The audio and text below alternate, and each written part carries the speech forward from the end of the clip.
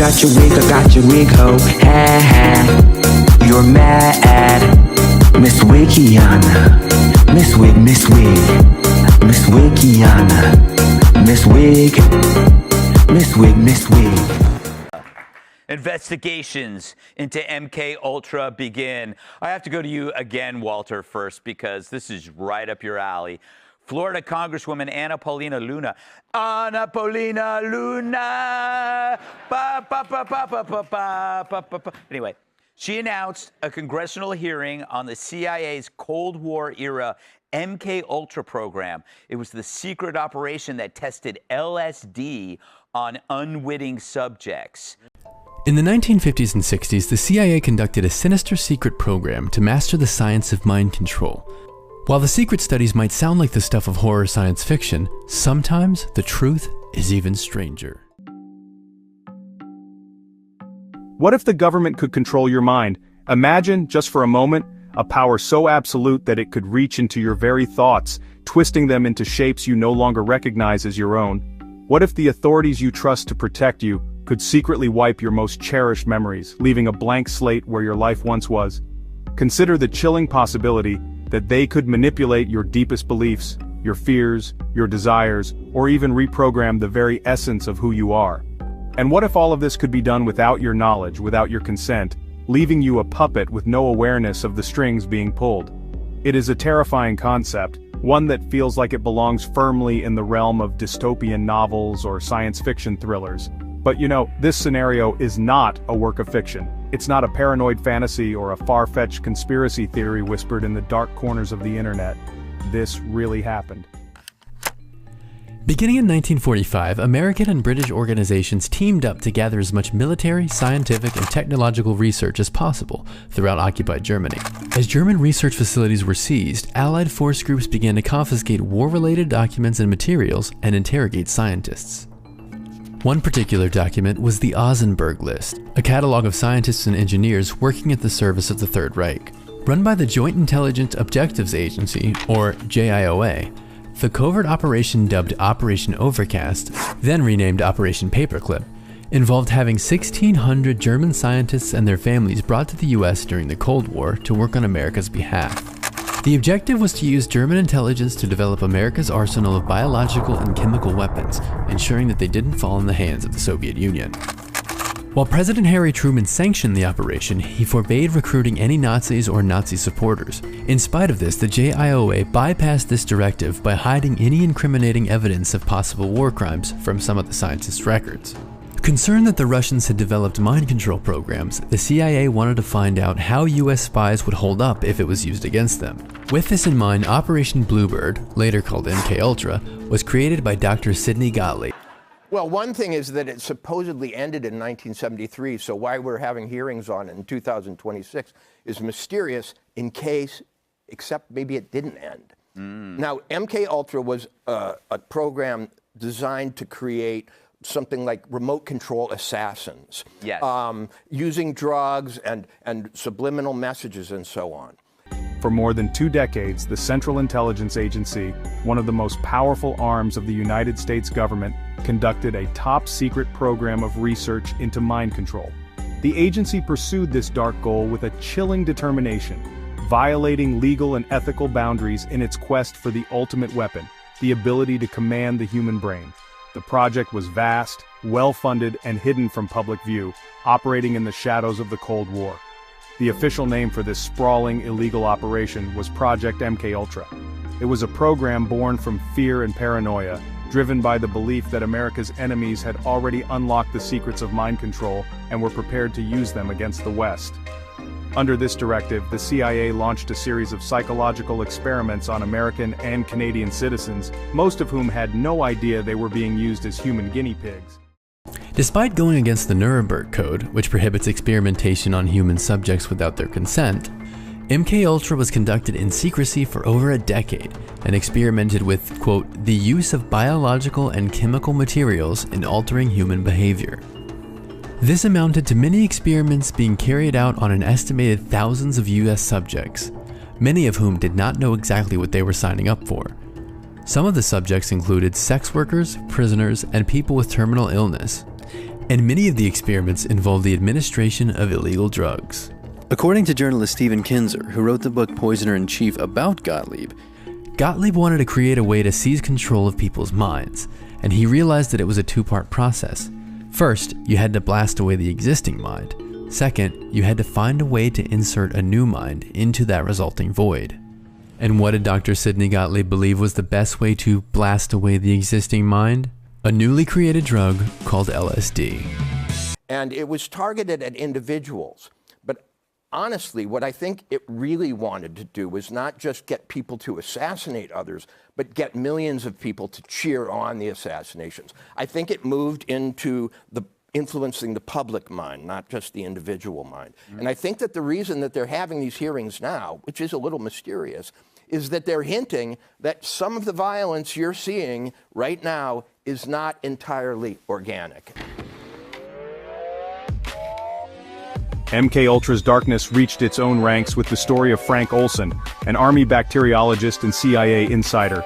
Olson worked on top-secret projects, including interrogation and assassination techniques. In 1953, at a research retreat, Gottlieb secretly dosed Olson and others with LSD. For the CIA, it was just another test. For Olson, it triggered a terrifying psychological collapse. Unlike his colleagues, Olson's paranoia and anxiety never faded. He became convinced he was a danger to his family and country. The experiment had pushed a stable mind over the edge, creating a crisis the agency could not control. Olson's ordeal would end in tragedy. After the secret dosing, Olson's mental state unraveled. Consumed by guilt and paranoia, he confided in his wife but couldn't reveal the truth. The CIA, realizing the danger, took him to New York for psychiatric evaluation, under the watch of agency-linked doctors.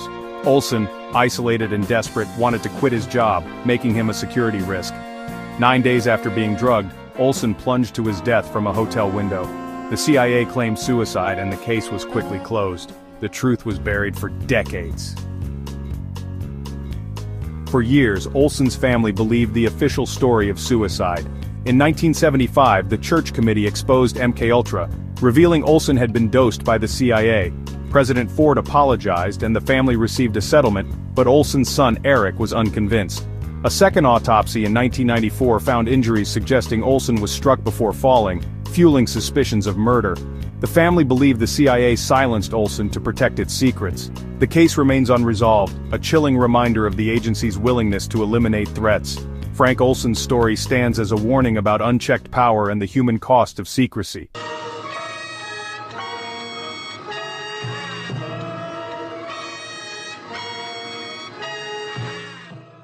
Tonight, we are taking you inside the CIA's top-secret mind control program called MKUltra. The program, born in the Cold War, built on the idea that a human being could be bent, broken, or steered with the right drug, the right fear, the right push. But the CIA also made sure most of this would never be seen by the public, destroying most of the files. They were torn and burned just days before the head of the agency was fired by then-President Richard Nixon for refusing to help cover up Watergate. Beyond just mind control, declassified documents show the agency also chased a dark tool, discrediting, using drugs like LSD to make someone look insane, then watching the world turn on them. Sometimes the target was a single person. Sometimes the target was a world leader like Fidel Castro. Some of the plots so outlandish they sound like Hollywood until you see them in black and white. One man so committed to transparency on this, he has spent his entire career hunting down, declassifying, and newly analyzing thousands of documents to reconstruct what the public was never meant to see. Our brand new interview with Michael Evans of the National Security Archive was just released on the Truth of the Matter podcast. Take a listen to part of that new conversation. They tried to hurt or kill Castro, for example. Tell me more about that, because some of these methods just seem absolutely fantastical. Well, there's an effort to they wanted to make an exploding seashell. Of course, Castro liked scuba diving. They tried to put botulinum toxin in his wetsuit, I think was that thing. At one point they wanted to, and this gets to this sort of aerosols thing, although Olson was long gone at this point. They wanted to, while Castro was broadcasting one of his famously very long radio addresses to the country, they wanted to, inject aerosolized LSD into the studio to discredit him. And and of course, they never figured out a way to do this. I don't think they really ever figured out a good way to aerosolize LSD or deliver it that way, in a clandestine way. But at the same time, there are instances where what they were trying to do with Castro, that is discredit him using these drugs, not kill necessarily, although there were assassination attempts as well. The discrediting is one of the things that they saw as a real use for LSD. And this is actually some creative thinking. And there's one memo, and they have a group of people. It's not clear. I think it seems to be maybe defectors from behind the Iron Curtain or something like that. And there's a group of people, and one of them is the leader. They take the leader aside, and they administer LSD in some way, in his coffee or whatever it was. And after an hour or so, he starts to, feel it, and they give him enough that he started to act very strange. Put him back in the room with the followers, and everybody thought, what is wrong with this person that we used to follow? They're now crazy. They brought in a psychiatrist who was unwitting of what was happening, who declared him to be insane. And, they put the person away in a mental institution. These are the kinds, and this apparently did happen. There was a report. And we're showing you some of the paper trail here that documents Evans' work to declassify on the top secret MK Ultra program. Sidney Gottlieb, who was the project's leader, basically handed out money to doctors, psychologists, and chemists across the country, giving them broad license to pursue any research that seemed even remotely promising for the field of mind control. This hands-off approach, it led to a wild proliferation of bizarre, cruel, and often scientifically useless experiments, all funded by the American taxpayer under the guise of national security. Because there was such a lack of control, many researchers ended up pursuing their own personal obsessions and pet theories with CIA funding. For example, Dr. Ewan Cameron in Canada was given free rein to perfect his brutal psychic driving techniques. Hypnotists were allowed to conduct ethically abhorrent experiments on unwitting subjects. Chemists were encouraged to synthesize and test an endless variety of toxic and mind-altering substances. There was no clear hypothesis being tested across the program, and honestly, no rigorous scientific method was followed. It was more like a dark, sprawling fishing expedition, where the CIA just cast a wide net, hoping to accidentally catch a monster. The result was not some breakthrough in mind control, but really a legacy of human suffering. Because the experiments were so poorly designed and documented, they yielded very little in the way of useful intelligence or scientific knowledge. The data collected from drugging unsuspecting men in brothels or torturing mental patients was often anecdotal and impossible to replicate. The program was, in the end, a scientific dead end, a testament to the fact that bad ethics often leads to bad science. The only concrete outcome of MK Ultra's 2-decade run was the permanent damage it inflicted on the minds and bodies of its countless forgotten victims. And this chaotic structure was, in a way, part of its design. By spreading the research across so many institutions and using so many front companies, the CIA created a system that was almost impossible to trace. It was a program designed to be deniable from its very inception. If any single experiment was exposed, the agency could just cut it loose and claim it was the work of a rogue researcher, protecting the core project from discovery. MK Ultra was not just an attack on the human mind, it was an attack on the principles of accountability and scientific integrity, a sprawling, shadowy enterprise that valued secrecy above all else. I'm aware of other highly classified, still in operations involving remote viewing, which to this day are still classified because they haven't been spoken about by a president. Hopefully Donald Trump might, as president, be willing to speak more openly about the ongoing PSI program that I do know exists inside the US government. I've actually spoken to people that have been involved in collaborations with US government agencies doing remote viewing right now. It's still happening. Remote viewing is still being used as an intelligence tool by the Americans, and you can bet your bottom dollar by the Russians and by the Chinese. Propaganda. Many use the word when talking about countries like North Korea, Kazakhstan, Iran. Countries viewed as authoritarian through the lens of the Western media. press freedom, freedom of thought. People use those terms when talking about countries like the United States, France, Australia, democracies. In 1988, Noam Chomsky co-authored a book with Edward Herman called Manufacturing Consent. It blasted apart the notion that media acts as a check on political power, that media inform the public, serve the public, so that we can better engage in the political process. In fact, media manufacture our consent. They tell us what those in power need them to tell us so we can fall in line. Hi, I'm Fox San Antonio's Jessica Headley. And I'm Ryan Wolf. Our greatest responsibility is to serve our Treasure Valley communities, the El Paso, Las Cruces communities, Eastern Iowa communities, Mid-Michigan communities.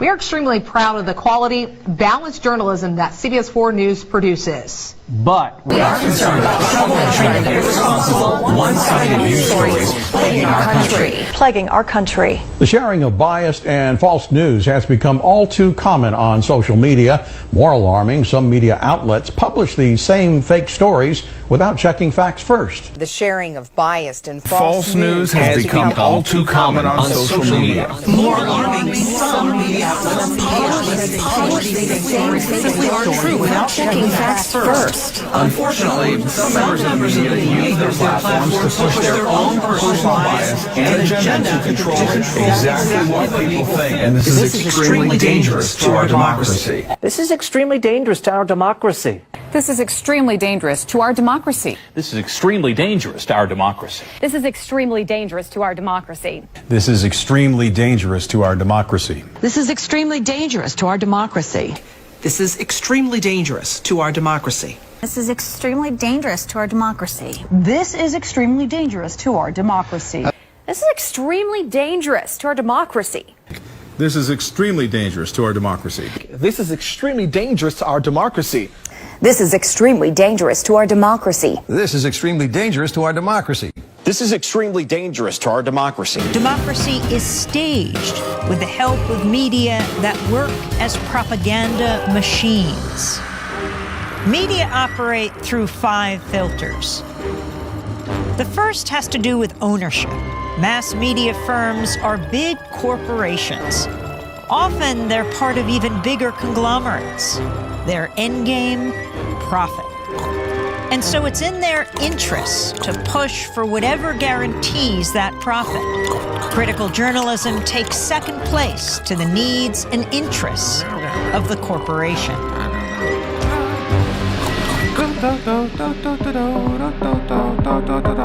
The second filter exposes the real role of advertising. Media costs a lot more than consumers will ever pay. So who fills the gap? Advertisers. And what are the advertisers paying for? Audiences. And so it isn't so much that the media are selling you a product, their output. They're also selling advertisers a product, you. How does the establishment manage the media? That's the third filter. Journalism cannot be a check on power because the very system encourages complicity. Governments, corporations, big institutions know how to play the media game. They know how to influence the news narrative. They feed media scoops, official accounts, interviews with the experts. They make themselves crucial to the process of journalism. So those in power and those who report on them are in bed with each other. If you want to challenge power, you'll be pushed to the margins. Your name won't be down. You won't be getting in. You've lost your access. You've lost the story. When the media, journalists, whistleblowers, sources, stray away from the consensus, they get flat. That's the fourth filter. So this week, renewed interest in whether serial pedophile Jeffrey Epstein killed himself in prison or whether he was offed by somebody who wanted him dead.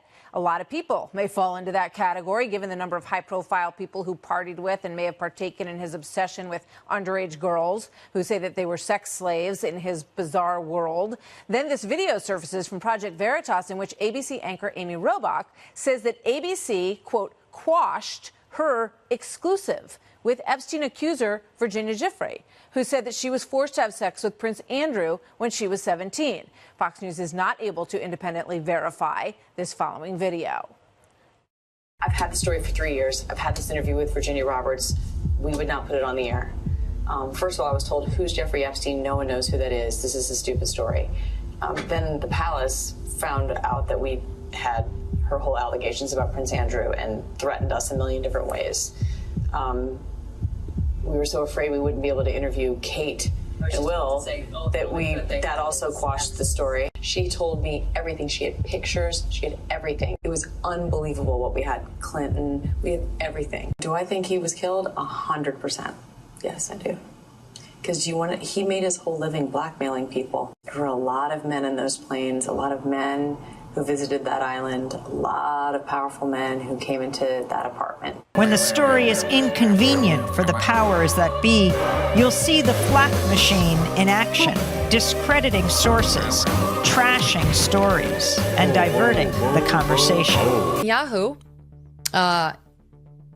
in a rather chilling moment, actually reached over and picked up Major Garrett's iPhone in order to make his point, okay, about social media. Now, what's interesting about this exchange, I'm going to show it to you. This is the final exchange in the 70-minute sit down, okay? But this is purportedly Netanyahu trying to tell us what's being done to Israel by propagandists out there. And I would submit to the jury that it is very much true of what Israel is doing to its critics now, too. Watch. Again, you can say anything because it's this. This is yours, right? Speaking of, you're not immune either, because you can penetrate this machine. You can penetrate this little instrument, and you can say about Major Garrett anything you want, and I can paint you as a monster. And if I say it often enough people will believe it. I am not bemoaning this. I'm stating this as a fact. Israel is besieged on the media front, on the propaganda front, and we've not done well on the propaganda war. We have to fight back against these lies, this propaganda, with the only weapon we have. With the weapons that apply to the battlefields in which we're engaged, and the most important ones are in social media. And the most important purchase that is going on right now is TikTok, number one. Whoever controls the media controls the mind. You've lost a lot of endorsements. People are dropping you. You're getting, vilified. I mean, you might think you're right, but I think, there's a whole world out there that's condemning you for what you said. Okay, so this right here is a chart of Universal Studios, 20th Century Fox, ABC News, CBS News, Columbia Pictures, Warner Brothers, ESPN Sports, Fox News, Washington Post, Metro Goldwyn Mayer, MTV Music Television, Nickelodeon, USA Today, Wall Street Journal, Comedy Central, NBC Entertainment, Google, what else do we have? Disney, ABC Kids and Family, YouTube, Los Angeles Times, Discovery Network, Paramount Pictures, Facebook, Huffington Post, Yahoo, Marvel, Hulu, Cosmopolitan, Time, Touchstone, Associated Press, Pixar, Miramax, HBO, New York Post, LucasArts, MSNBC, DreamWorks Animation. Now, the thing is, I skipped over maybe about 5 of them because it was just unclear on this list. The red are the executives that are Jewish at these companies.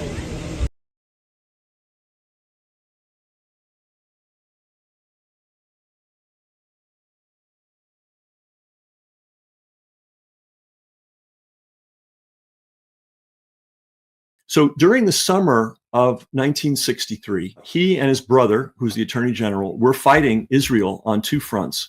One, Kennedy, JFK personally, he wrote the letters, or they were signed with his name. He wrote the letters, the telegrams, the cables. We have all the correspondence, which was classified until just a few years ago, which is really weird. He was telling the Israelis, you cannot have a nuclear weapon, period. End of story. We need to see your labs. We need to see what you're doing. Now, on the brother side, Robert Kennedy was telling the Israeli lobbyist groups, you got to register just like everybody else. England registers, Canada registers, Australia registers, you've got to register too. And of course, they were using the endless delay tactics. So there was a secret war. It was secret because nobody knew about it at the time, and nobody knew about it as recently as the dawn of the 21st century. I call it a battle because it wasn't an all-out war, but it was a battle. It was serious, and each side had a position, and each side was digging in deep. And who was he fighting against? He was fighting against, in my opinion, extremist elements in Israel. And those two men were absolutely independent. They looked at the world through the lens of what is right for America first, but they also looked at what is right for the entire world. And Kennedy came to the conclusion was all this coup making and assassination and imperialism and putting our heels on the necks of the poor is wrong. Did the CIA cover up key facts about JFK's assassination? Newly declassified documents show that Lee Harvey Oswald, the man who killed former U.S. President John F. Kennedy in 1963, had been in contact with George Ioannidis, a deputy chief of the CIA's Psychological Warfare Branch. For decades, the agency denied the two men had ever been in touch. Ioannidis, under the alias Howard Mark Gebler, ran psychological warfare operations and directed a covert operation to disseminate anti-Castro propaganda and disrupt pro-Castro groups.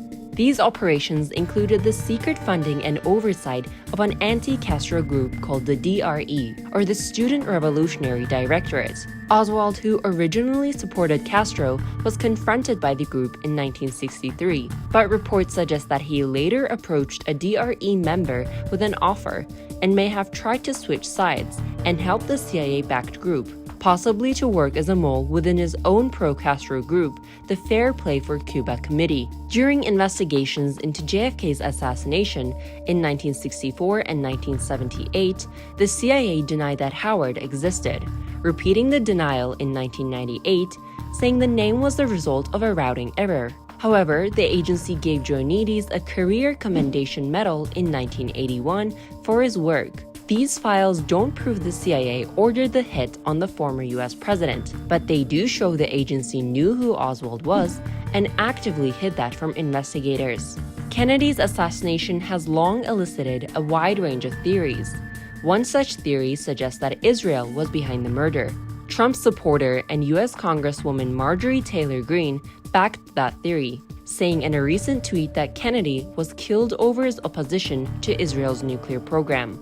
According to declassified documents published in 2016 by the National Security Archive, Kennedy did worry about nuclear proliferation and was staunchly opposed to Israel's nuclear ambitions. The slain president had also called for periodic inspections of Israel's nuclear program to mitigate the danger it might pose. Hello, it is Karen Huger's Wig here. I wanted to say thank you for watching, and if you could give me a thumbs up on this video, that would be very much appreciated, okay?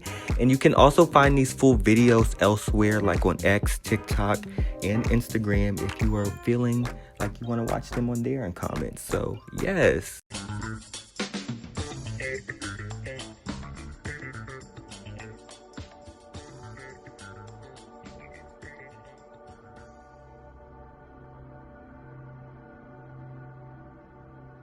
Under this fractional reserve scheme, we inevitably become debt slaves to a ruling class of financial elite, not because they are better or smarter than anyone else, but because they have rigged the system to benefit themselves at the expense of most people on the planet. Just how rich and powerful is Lord Evelyn Rothschild? Historically, the Rothschild family wealth was hidden in underground vaults. The Rothschild's secret financial records were never audited and never accounted for. Their family commissioned biographies give the illusion that their family fortune has dwindled, But researchers estimate their wealth at close to $500 trillion, more than half the wealth of the entire world.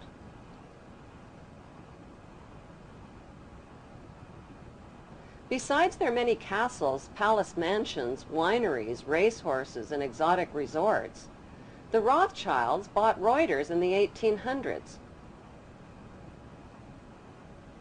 Reuters then bought the Associated Press, which selects and delivers the same news stories to the entire world, day after day.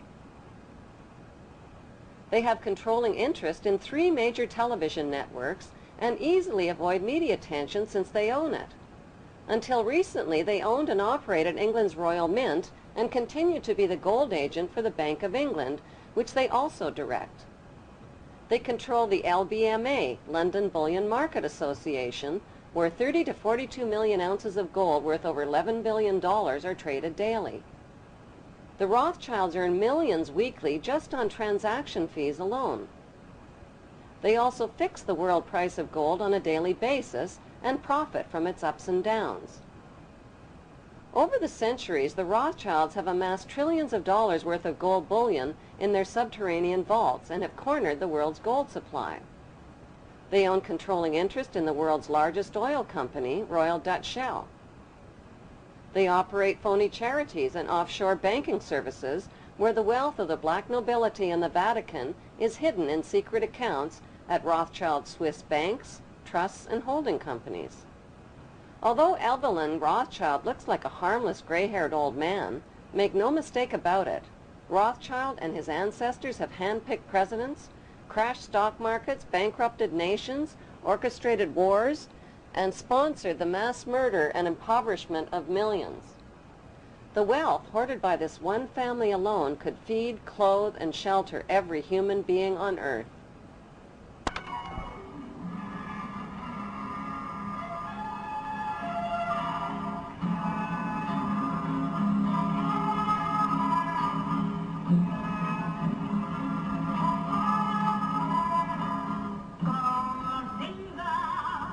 How did Evelyn Rothschild become the filthy rich Grand Vizier to Queen Elizabeth II and godfather of the black nobility? By birth, Evelyn Rothschild is the great-great-great-grandson of Mayer Rothschild and is passing the godfathership down to David de Rothschild. You are what we tell you to eat. It's not hard to feel aggrieved whenever the public struggles, the billionaire class starts rubbing their hands together. It seems like one person's tragedy is another person's golden opportunity. During the COVID pandemic, the super rich class collectively got $2 trillion richer. In 2020, the world saw 573 new billionaires. Nothing says once-in-a-generation crisis like a record-breaking surge in wealth for the global elite. 4 of the new billionaires in 2020 were from the Cargill family, bringing their total from 8 to 12. Not a bad year for them, especially when you consider that around 6 million Americans lost their health insurance after losing their jobs during the pandemic. But who are the Cargills? They're actually a very big deal, one of 4 food giants that control around 70% of the global agriculture market. In 2021, their company made record profits of $134.4 billion, up 17% from the year before. In 2022, their revenue was $165 billion, rising by 23%, and in 2023 it was $177 billion, an increase of 7%. Oxfam, a charity aimed at alleviating global poverty, called this profiting from pain. The fact was, on average, we ate a lot more ultra-processed food in those years, and the big food behemoths cashed in. And when the going gets tough inside of our bodies, Big Pharma picks up the pieces. Throughout the pandemic, the world also got 40 new pharma billionaires. Much of that boom came from vaccines. But as anxiety, depression, and other conditions surged during and after the pandemic, so did our dependence on medication. Back to the Cargill clan. This empire began in 1865 when William Wallace Cargill, the son of a Scottish immigrant, opened a small grain storage business in Iowa. Today, that humble venture has grown into a global giant that hires about 167,000 people and brings home more bacon than William could have imagined in his wildest dreams. The family, a very large one, is said to be worth about $60.6 billion. These are not what you'd call ostentatious rich folks, famously staying away from the spotlight, with Forbes once calling them the richest people you've never heard of. Rich people often hide from the public, and for good reason. People could get envious. As you'll see later, there is a much richer family than the Cargill bunch that you have definitely never heard of. Anyway, in terms of Cargill's global control, much of what people eat on this planet has been touched by their business. From the machines that produce our food to the transport that moves it, Cargill has a hand in it all. Oil, grain, animal feed, fat, and let's not forget the glucose syrup steadily turning us into walking sugar cubes. Sounds like we're demonizing them, but there are lots of established downsides to big food having control over what we eat. The same goes for the information we consume. The oligarchs of information.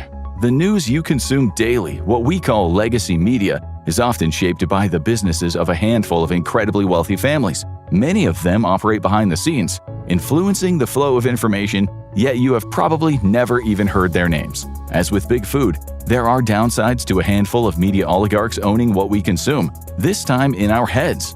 This also includes support of the news. Wealthy sponsors and donors can affect what our news sounds like. The Columbia Journalism Review, CJR, recently said, "It's not good if billionaire philanthropists are bankrolling the news," mentioning the hundreds of millions the Bill and Melinda Gates Foundation donates to journalism as part of the philanthropy we'll discuss later. Let's take a look at the media families. This won't include Jeff Bezos, $210 billion, or Michael Bloomberg, $104 billion, because they don't qualify as media family dynasties. Mark Zuckerberg of Meta, $206 billion, and Elon Musk of X, $319 billion, can also influence what news we consume, but they don't qualify as media dynasties either. The Oaks-Sulzberger family, the owners of the New York Times, are relative paupers compared to other media families. Their estimated net worth comes in at a mere few $100 million. Jonathan Harold Esmond Vere Harmsworth, 4th Viscount Rothermere, is worth $1 billion. As his name suggests, he comes from old money, British Empire money. His great-grandfather Harold Harmsworth, 1st Viscount Rothermere, and his brother Alfred launched their media empire in 1896 with the founding of the Daily Mail. They went on to own the Daily Mirror, Glasgow Daily Record, Evening News, and Sunday Mail. Today, the Daily Mail's online edition is one of the most read newspapers in the world, ensuring the Rothermere legacy continues to shape the global media. But if you want mega-rich media oligarchs, look no further than the Newhouse family. They own the Condé Nast Group, whose brands include Vogue, Tatler, Vanity Fair, and The New Yorker. This gives the family a respectable net worth of about $24 billion. By the way, many of the amounts you'll hear today change depending on the source. The Hearst family, who bring you publications such as Harper's Bazaar, Esquire, and the San Francisco Chronicle, are worth about $22 billion. So again, a media outfit with some serious power.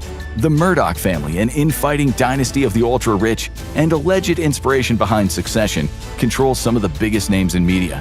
They bring us Fox, the Daily Telegraph, The Sun, The Times, The Wall Street Journal, and The New York Post. They own a lot more, but those are just some of the big ones, giving the family a net worth of about $22 billion. The richest media family, actually one of the wealthiest families in the entire world, are the Thomsons, Canada's leading oligarchs. These people, who are behind Thomson Reuters News Media, are worth a staggering $68 billion. In short, a handful of wealthy families control much of the media shaping your opinions, the words that make you love or hate people. 2 years since Michael Jackson died, and as his doctor, Conrad Murray, heads into court to face manslaughter charges, the controversy surrounding his death still rages on. This is hard. My brother, the legendary king of pop, Michael Jackson, passed away on Thursday, June 25th, 2009 at 2:26 p.m. It was an announcement that shocked the world. Michael Jackson dead at 50 years old. I couldn't believe that I was announcing my brother's death for the world. I was numb. Very numb, because it was like a nightmare. My sister Janet calls me and she says, she asked me, was I driving?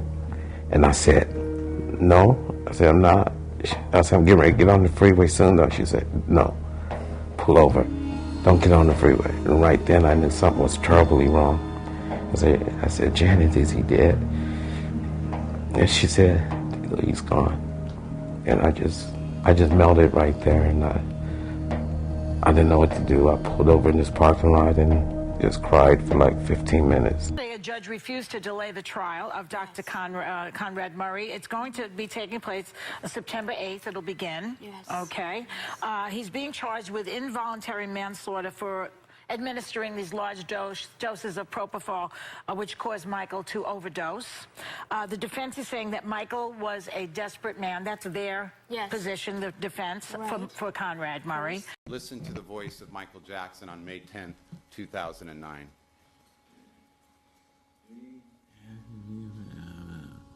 When people leave the show, when people leave my show, I want to say, I've never seen nothing like this in my life. Go. I've never seen nothing like this. Go. It's amazing. He's the greatest entertainer in the world. I'm taking that money. I'm really children's hospital, the biggest in the world.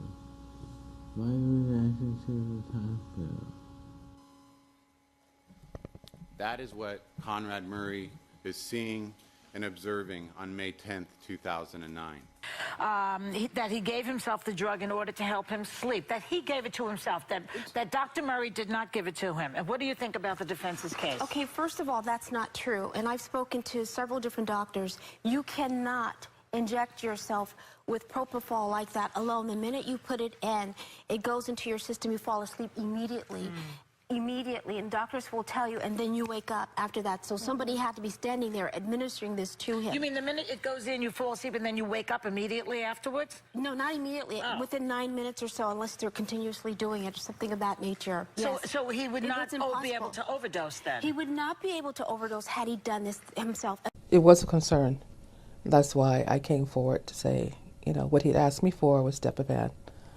And my concern, and that he did not receive it. That wasn't my concern, but I was hoping no one had given it to him. And now that we know it's official, and that was, I find that my worst nightmare was true.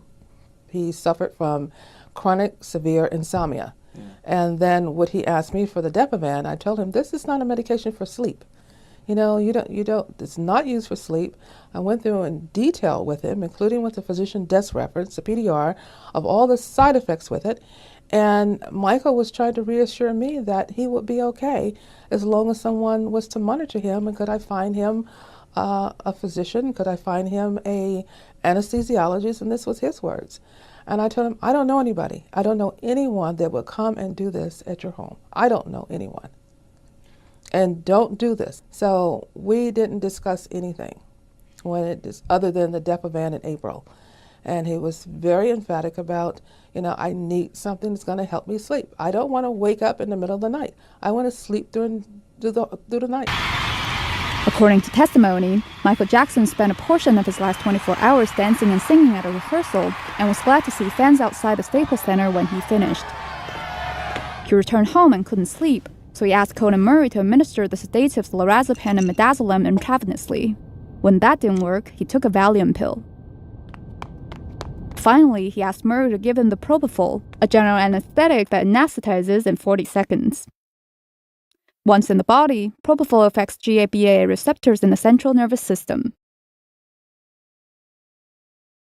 A mild dose causes decrease in eye pressure, cardiac output, and consciousness, but an overdose can make patients stop breathing.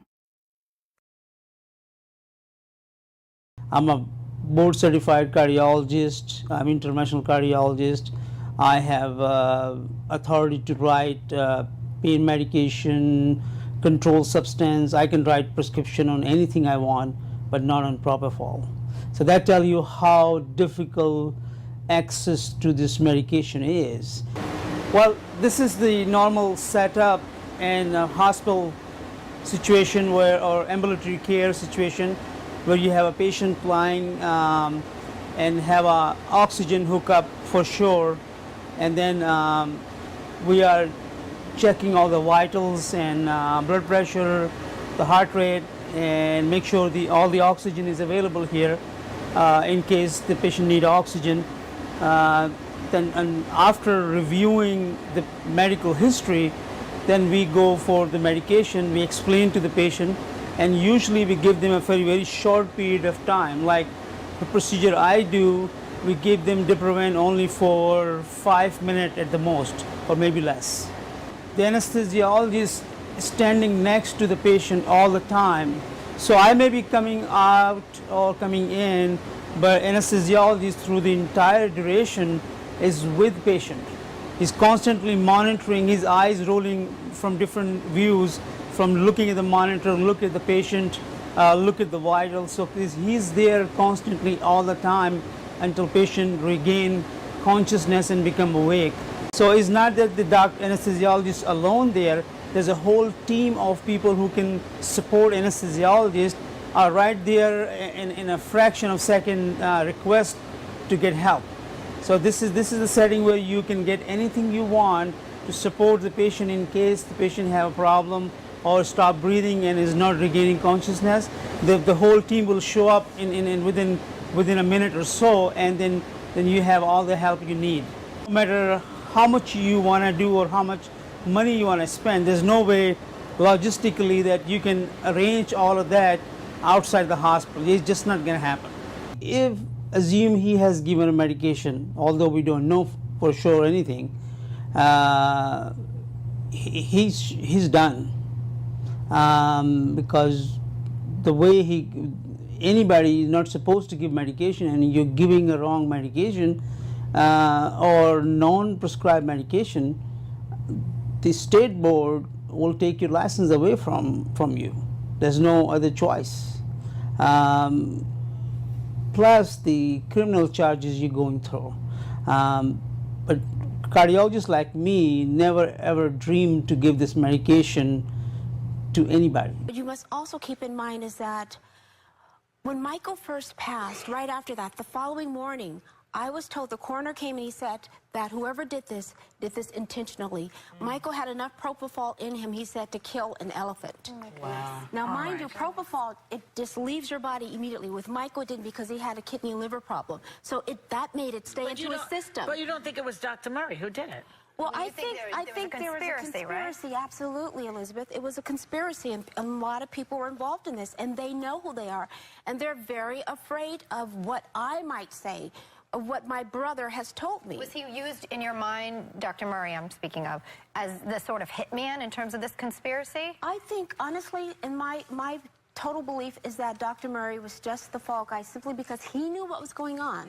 But I don't know to what extent. Okay. And I can't say. I wasn't there when my brother was murdered. But doesn't it boil down to who actually administered the propofol? Exactly. Right. Well, who actually injected it into him completely? Which would be that would be the person who would be tried. Somebody was in Michael's house outside of that doctor during that time. Now that I do know, and I know who that person was that was in his house.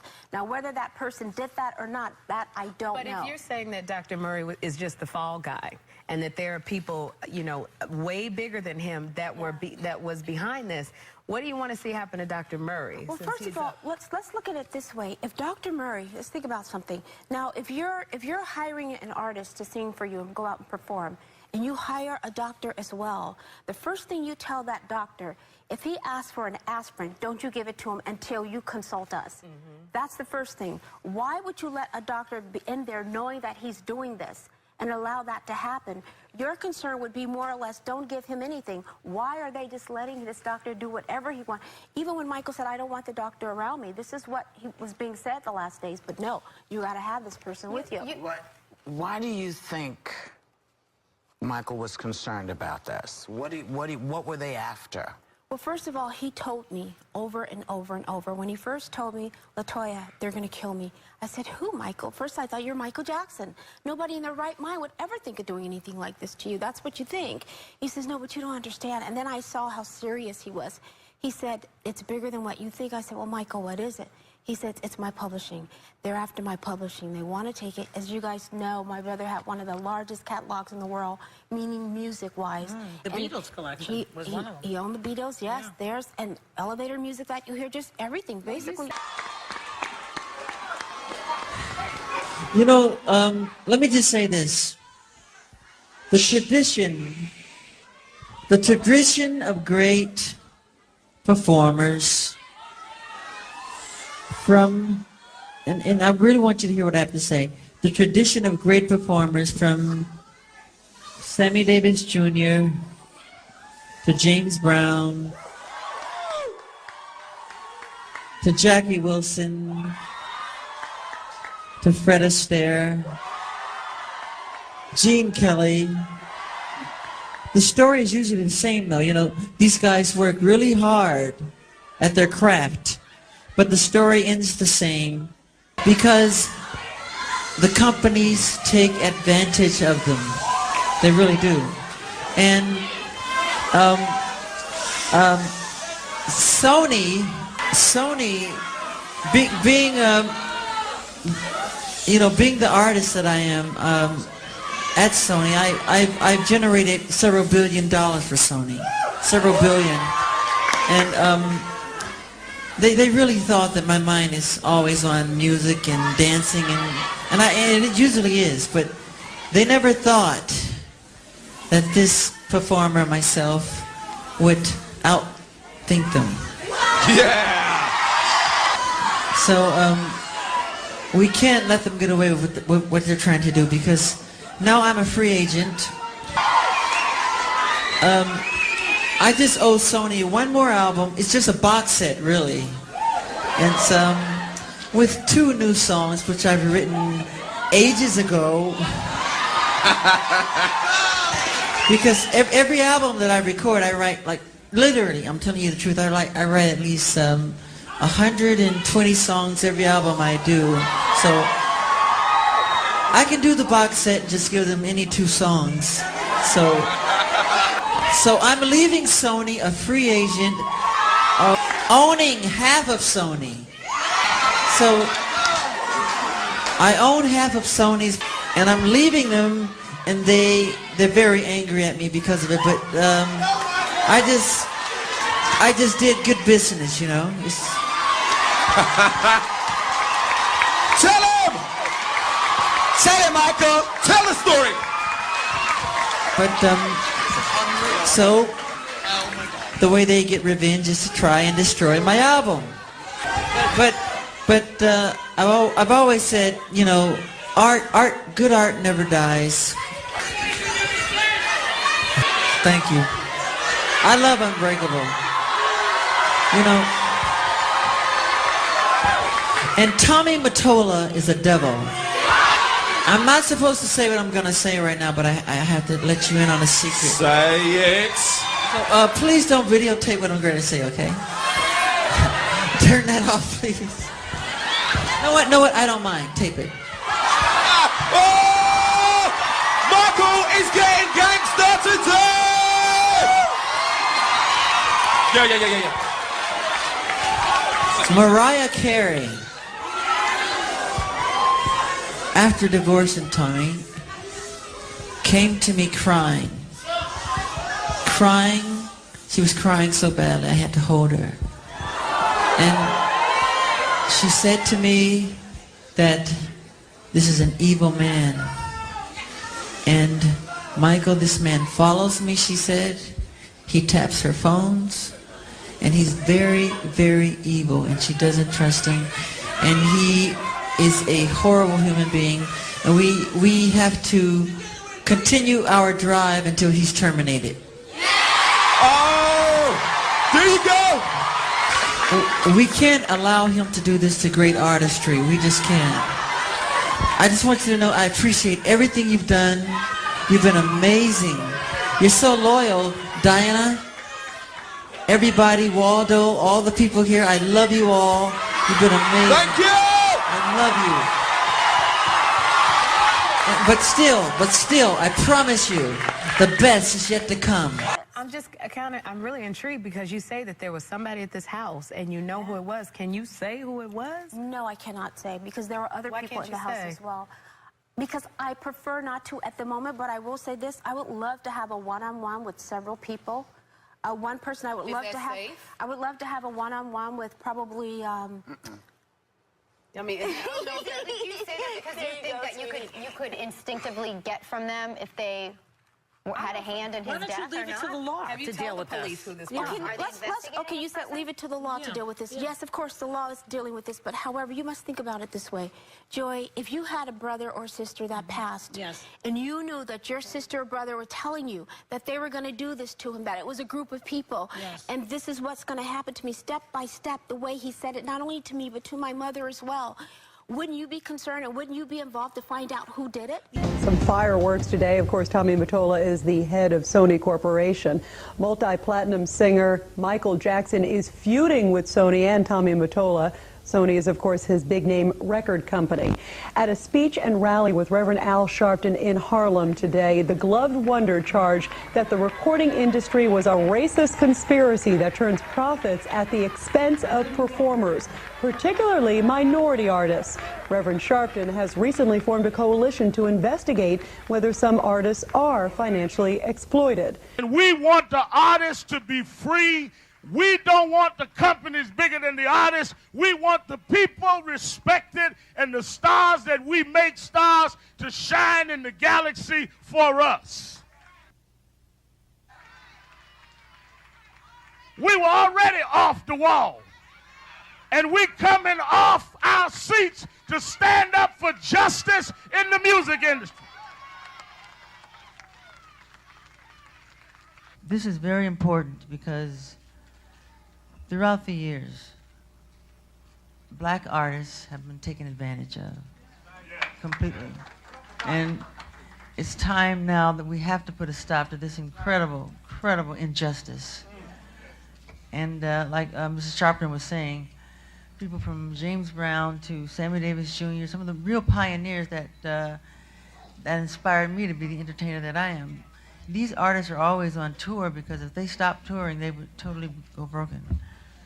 And it's been, the record companies really, really do conspire against their artists. They steal, they cheat, they do whatever they can, especially the black artists. Now let me say this. Sony, Tommy Mottola. Tommy Mottola is the president of the record division. He is a mean, he's a racist, and he's very, very, very devilish.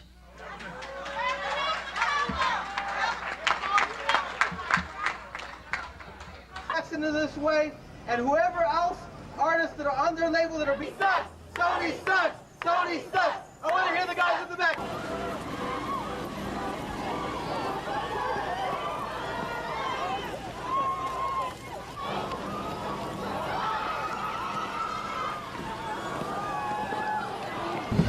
I think it's important to be here. I'm not just fighting for myself, I'm fighting for all artists. Those great artists who pioneered, you know, entertainment business as well as songwriting, as well as incredible staging. You know, the fact that they have been taken by the system, totally broken them financially. You know, and this has to stop. It's conspiracy. You said out there that you felt that Sony was racist. I didn't say Sony was racist. I said Tommy Mottola is racist. Who's the head of Sony? Yeah, Tommy Mottola. Do you feel the recording industry as a whole has been, you use the word sort of conspiracy against black artists. Why do you think this has happened? Why do I think this is? Because money is the root of all evil. You also said out there that you believe that some of the recording companies take black artists' money. We brought up James Brown and some of these others. At the end of their careers are broke and penniless. Yeah. What is your financial situation? I'm in an incredible financial situation. I just wrote somebody a check for $500 million. But when good news doesn't sell, if there's something negative and that's a rumor, that's when it's blasted. No. I don't expect the press to say anything good, you know. Well, I hear one of your dreams is to do directing.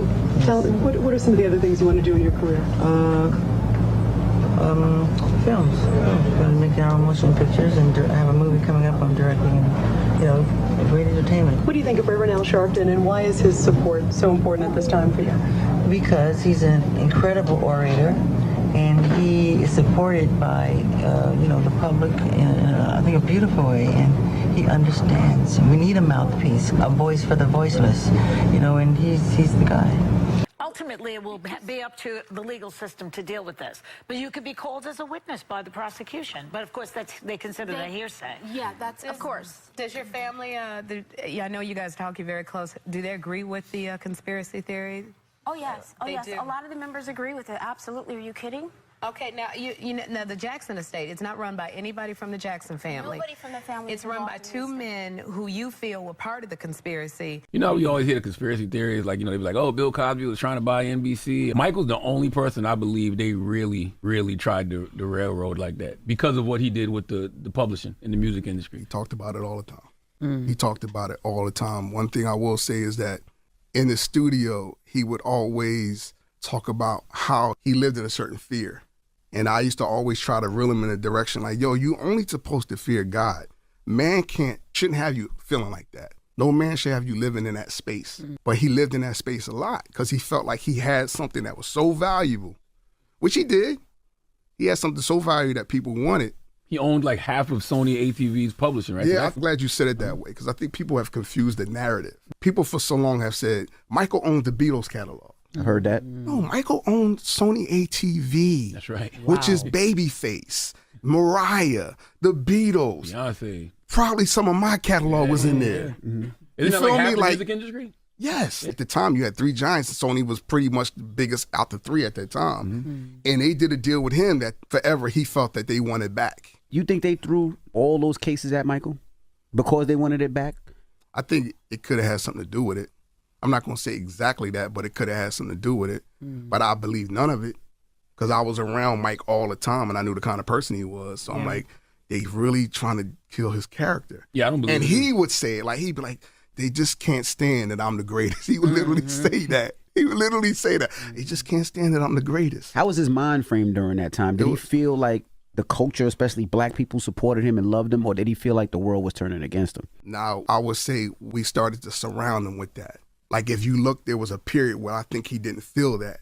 And I felt like he was like, I need this, right? So there were certain people that he started to reach out to put their arms around him, and he started to feel that. That's why he would do a summer jam with Jay-Z. He knew, like, I need people to have my back in this. And then certain people did wrap their arms around him. Yeah. And as things progressed, the one thing I can tell you about Michael that I started to learn was his family was strong. When they got together and wore all that white, they were wearing those white, going into court each day, you saw that unity in a different type of light. You're like, oh, yo, these Jacksons, they're not playing around with this. They unified. And I think that helped him, even though he was like probably going through it mentally weak and all of that. It's tough when you know you pretty much own something that everybody wants. Michael Jackson has set another music industry record.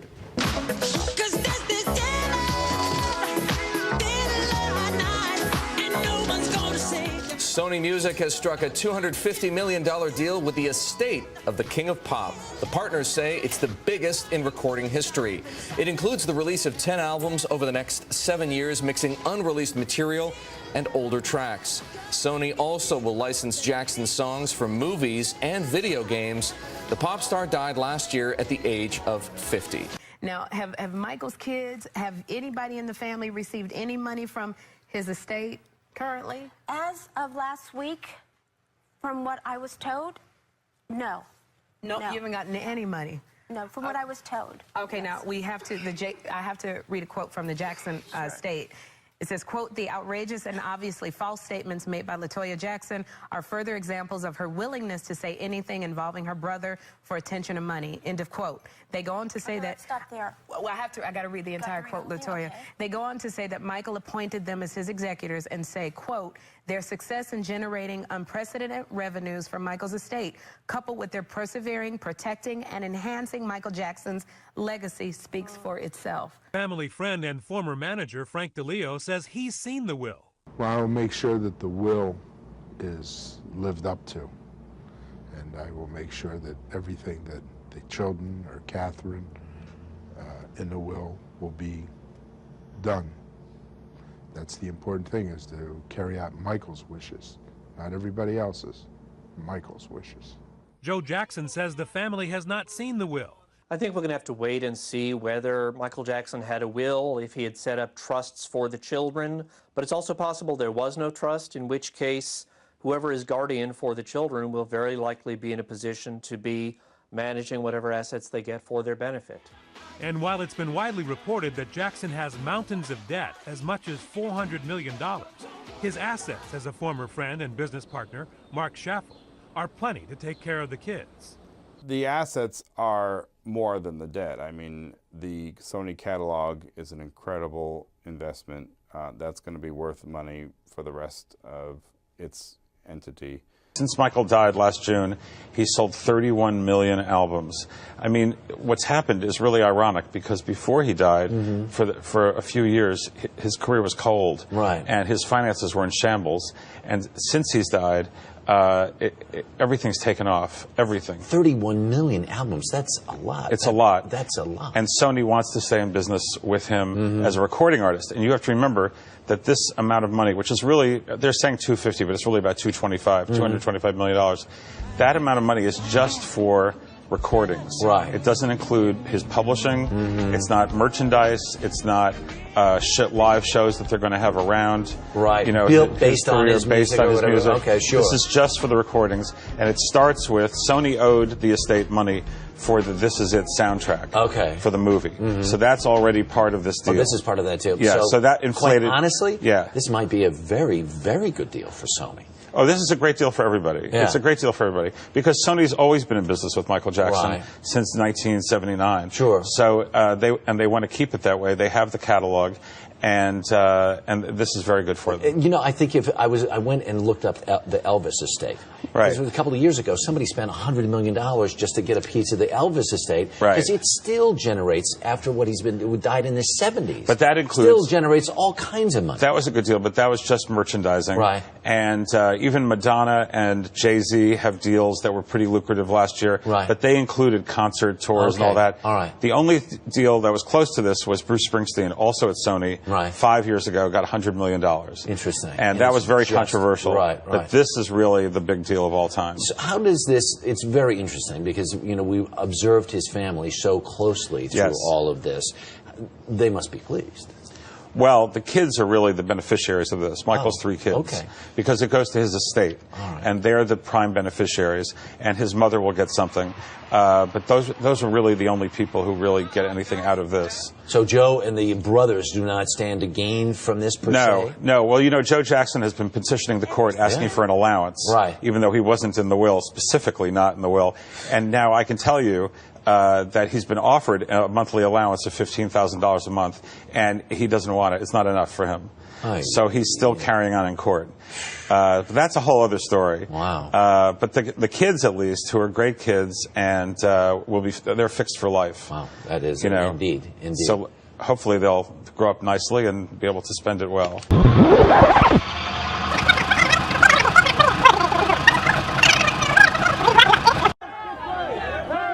Michael Jackson's only daughter, 27-year-old Paris, walking into a Los Angeles court Wednesday morning, seeking transparency and accountability from the executors of her father's estate.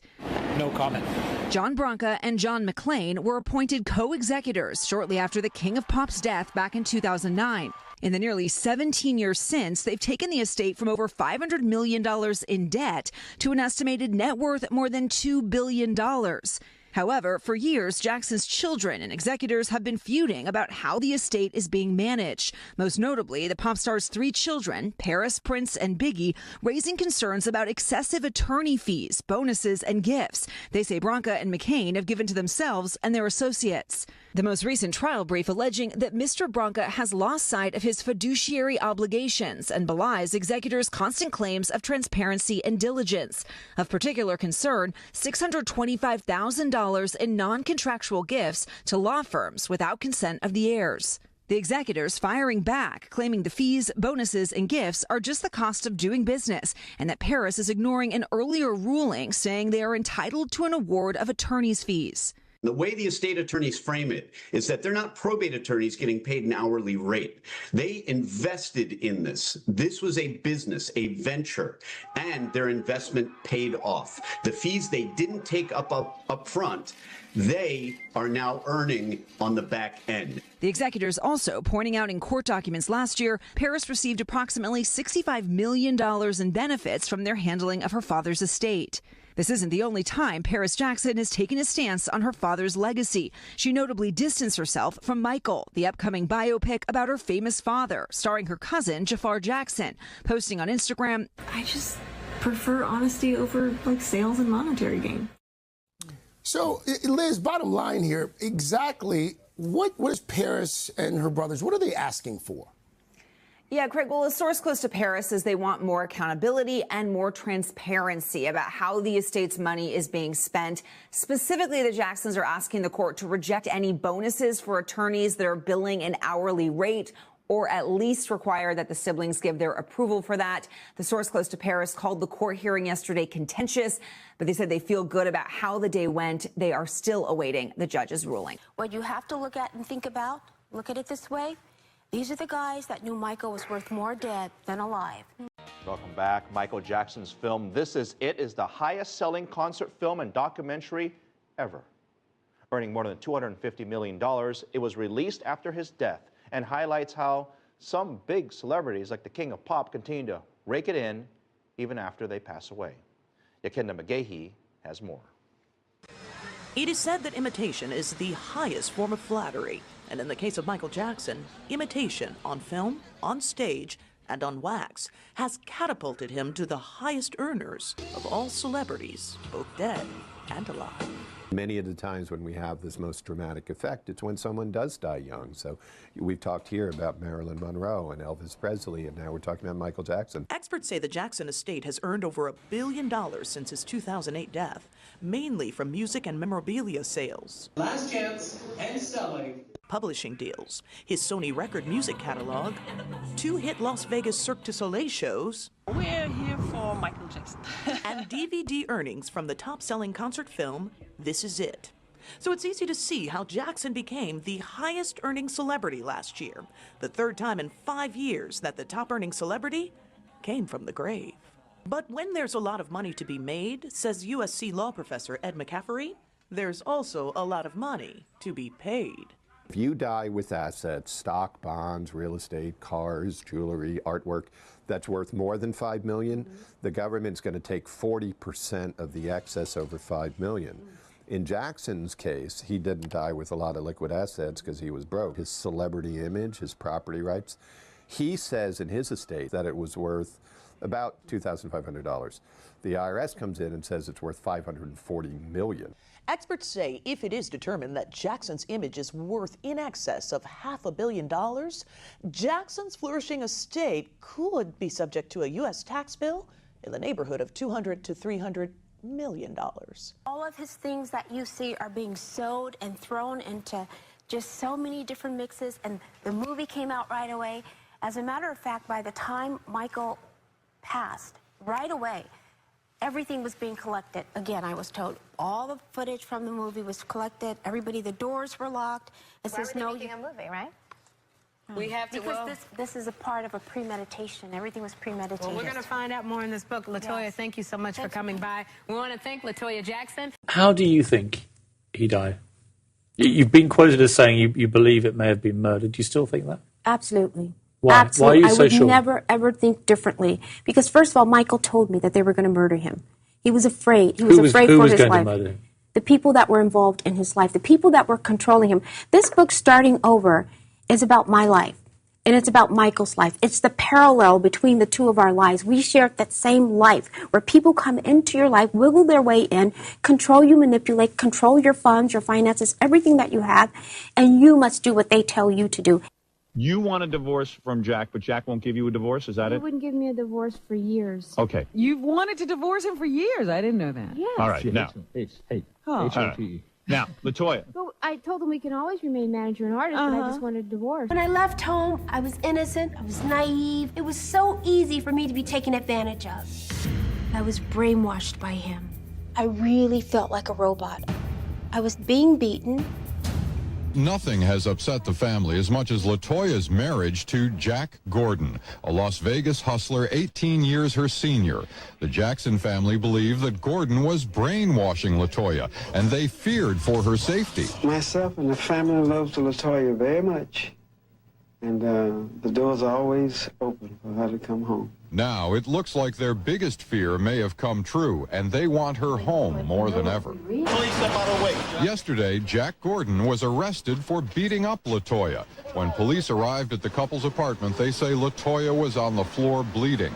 At his arraignment, Gordon said he and LaToya had an argument, and he hit her only after she came at him with a knife. Gordon was released without bail after telling the court he was undergoing radiation treatment for cancer 5 days a week. He's still her husband and still her manager, but she wanted to have say-so in the decisions. And between that and the radiation treatment and the mood swings, it may have just triggered him. LaToya's friend, reporter Florence Anthony, has been talking with LaToya since her release from the hospital. She looks terrible. Her mouth is swollen, maybe the size of my whole hand. He dictated my career choices. I mean, they went from Playboy to writing the book. He made me say the things that he wanted me to say in my interviews. LaToya, I've been reading your book the last couple of days, and I'm very much impressed.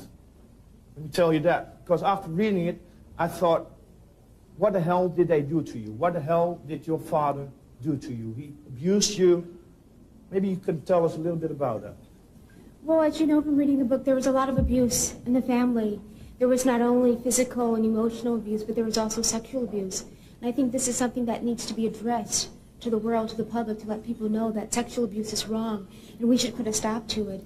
My father was a very abusive person, and I think he didn't know how to control it, or he didn't know or realize what he was doing.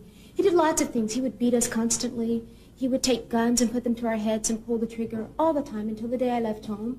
He would take matches and burn our toes, and he would laugh, and we couldn't do anything. Because if you would say no or whatever when you were asleep and he's burning your toes, he would beat you. So you'd have to stay there and just take the pain and not do anything. What kind of man is this? Well, I think he's mentally deranged, don't you? I agree with you. I think he's mentally disturbed. I don't think that... But still, LaToya, you stayed with your parents till you were 30 years old. Why didn't you... Until I was 29, yes, a very long time. Why didn't you get out of the house sooner? I made several attempts to leave. And, you know, you can ask me this question. Yes, of course, I made several attempts to leave. But I never could leave because my father would always say, wherever you go, I'm going to find you and bring you back home. And my mother was sort of like the silent partner. And she would always say, but it's not good for you to be out there alone. You're a girl and someone can follow you and follow you home, and it's very dangerous. But as you asked me that whole question... family in a way, didn't oh, everybody. I was basically next to the last to leave home. Michael left home 1 week after I did. And you could say, why did he stay? He could have left as well, but he didn't. He not only did terrible things to you with matches and things like that, but he also sexually abused you. Yes. You want to talk about that? Yes, I don't want to get graphic with it, but yes, it was quite terrible. He would abuse my sister. We slept in the same bed, and he would sexually abuse her. He would come into the bed constantly, and I was right there in the same bed. And my mother would allow it to happen. She would say to him sometimes, Joe, not tonight. She's tired, don't bother her. And I would be right there in the bed, and I would keep the covers over my head because I would hear my sister fighting and screaming. And she asked my mother to go to a psychiatrist and get a psychiatrist for him, but she said no, not at all. So my sister left home at a very young age, and when she left home, then my father started sexually abusing me. Who do you hate more? Your father who did these things to you, or your mommy? I don't like to use the word hate. Because I think you hate somebody who does that to you. It's a wrong word to use, I think, this word hate. But I know that I should. Most people tell me that. Psychologists tell me that I should hate. But my mother, yes. Because my father was disturbed. I think any man who sexually abused his daughter, something is wrong right here.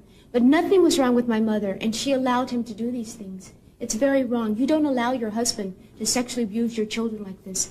In general, LaToya, is it possible for you, after everything that happened to you, to have a normal relationship, not only sexual, but with a man?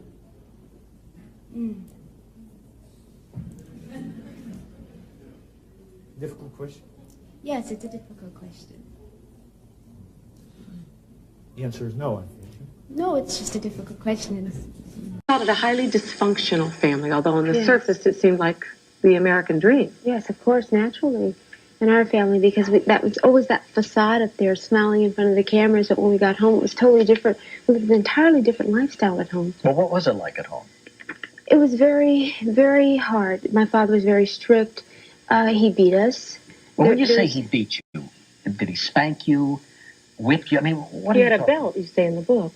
Belts, whips, whatever. My brothers were grown, and my father would take his fist and he would punch them and knock them down the steps constantly. Would they provoke him? To this day, no, of course not. To this day, they are still afraid of my father, and they will tell you. They come to me and they say, Latoya, we have kids in college, and we're afraid of my father still today. But my mother allowed this to go on, which makes it so bad. She didn't stop it. She, too, was an abuse victim, wasn't she? My mother, by my father, according to my brother, yes. According to Michael, he would tell me he would see my father beating my mother. I had never seen my father beat my mother. But he beats all of us. So did this persist all through your childhood and continue into young adulthood? Adults, everything. I mean, Michael was doing, I think it was Off the Wall, Thriller, and he was still getting beat. But what you guys see is him up on the awards, accepting these awards and smiling. And my father's chasing him around the house, and he's running from him, terrified. You said that Michael was the only one that actually tried to fight back and tried to hit your father. He was a little boy, yes. He was the only one. I don't think he knew exactly what he was doing. But the more he would get beat, he'd throw it back at him and throw a shoe. He would have to always get the last lick in, always. What's been the reaction of your family to this book? I have no idea. My parents, of course, they're denying it. And, of course, typical that they would deny it. Denial is the first sign of dysfunctional and abuse as well. However, outsiders have accepted the book. And they understand. They understand about the abuse.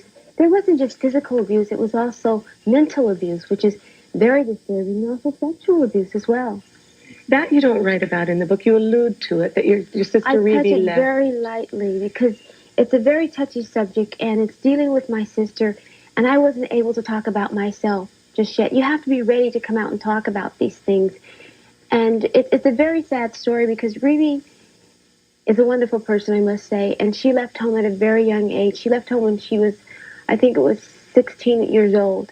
And the reason she left is because my father would get out of the bed with my mother, and he would get in the bed with Ruby. And Ruby would ask my mother, please, mother, get help for him. And she wouldn't. She would not. So Ruby had to leave home. There were times, of course, when my mother would say, Joe, not tonight. Leave her alone. Let her rest. Don't get in the bed with her. And then Ruby called me, and she said to me, she says, Latoya, I have a question I want to ask you. I said, what is it, Ruby? And she said, when I left home all these years, now this is just recent, all these years I wondered if Joseph ever sexually abused you the way he did me. Was it happening with you and Janet? And I couldn't answer her. And she says, please tell me, and I wouldn't. It's things that you don't talk about. And she says, Latoya, you have to tell me. And I said, Ruby, there are just certain things you don't talk about, isn't there? And she says, okay, I understand. And that's when she asked me about Janet, and I said, I don't know what happened to Janet. But what about you, Latoya? Did he sexually abuse you? Yes, he did. Very badly, Do you think he did Janet? I don't know. She's never spoken about it. I certainly hope he didn't. She has never spoken about it. My father, it began with me when Ruby left, and then it started with me. So when did you decide that you were going to talk about it? You live with this all your life, and you feel that you're doing something wrong, and you're frightened when this is happening to you. And you're embarrassed. I have been embarrassed all my life to ever talk about it, to mention it, shy, afraid that people can see through me and see that this is happening. You felt like your family's living a lie all these years. Well, they have been living a lie, definitely. But the disturbing and hurting part about it all is that my mother never did anything about it. And I wanted her so badly to say, Latoya, is he bothering you? Is he touching you? Did he touch you? I would direct questions to her and throw them at her, leaving it open so she could say, Latoya, did he ever touch you? Why wouldn't she leave him then if it's true? That's what Ruby would always say, Mother. And Ruby would tell me, I don't know why Mother didn't leave him. And you got to think, sometimes I say, is it because there are so many children? No, it wasn't that. Because after a while, everybody was old enough. You've never asked your mom that? Yes. She has no answer to it. Is this the first time you've heard from her? No, I've heard that letter before. Yeah, you have. Are they sending it out to everybody? Everybody has this letter before I go on to show my parents send this letter out. Again, that's a sign of just wanting to deny everything. And it hurt so bad when I was on another program and my family, my parents actually, I should say, denied everything. What kind of evidence do you have that your brother did in fact sexually abuse these young boys? I want you to know that there aren't really any evidence. The only thing that I know of, and my mother has actually shown me these things, she's the one that was outraged and brought them to me, that were checks that were written to the little boy's parents. And there are 2 checks that I know of that she has shown me, and it's for a substantial amount of money. And she was outraged over it. How much money and are you certain you know what these checks were for? Let's say that Michael... I don't know what they were for, but I know they were written to the parents of the little boys that would sleep over. You're just assuming then that it's hush money. Did your mother ever tell you that this money was being given to the alleged the parents of the alleged victims to keep them quiet?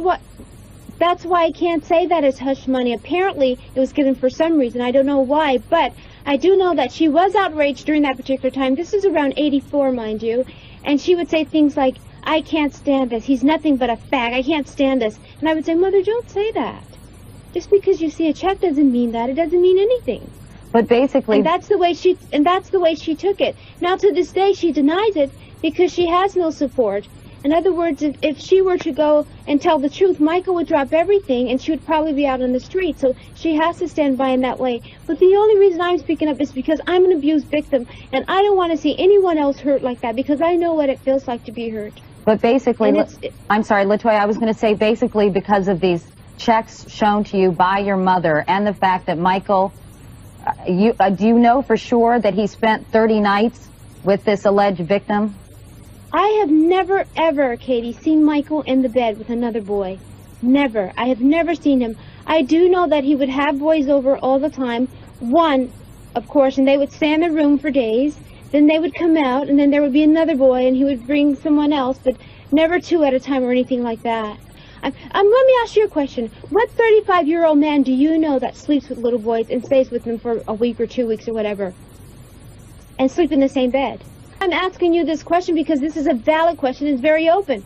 Because most people would say, well, this is totally wrong. It's totally unfair. Yeah, most people might... You know, what you have to remember is that Jordy, I do not know this kid. I have never met this kid. I know nothing about him. But at the same time, I feel bad for him, and no one's caring about Jordy.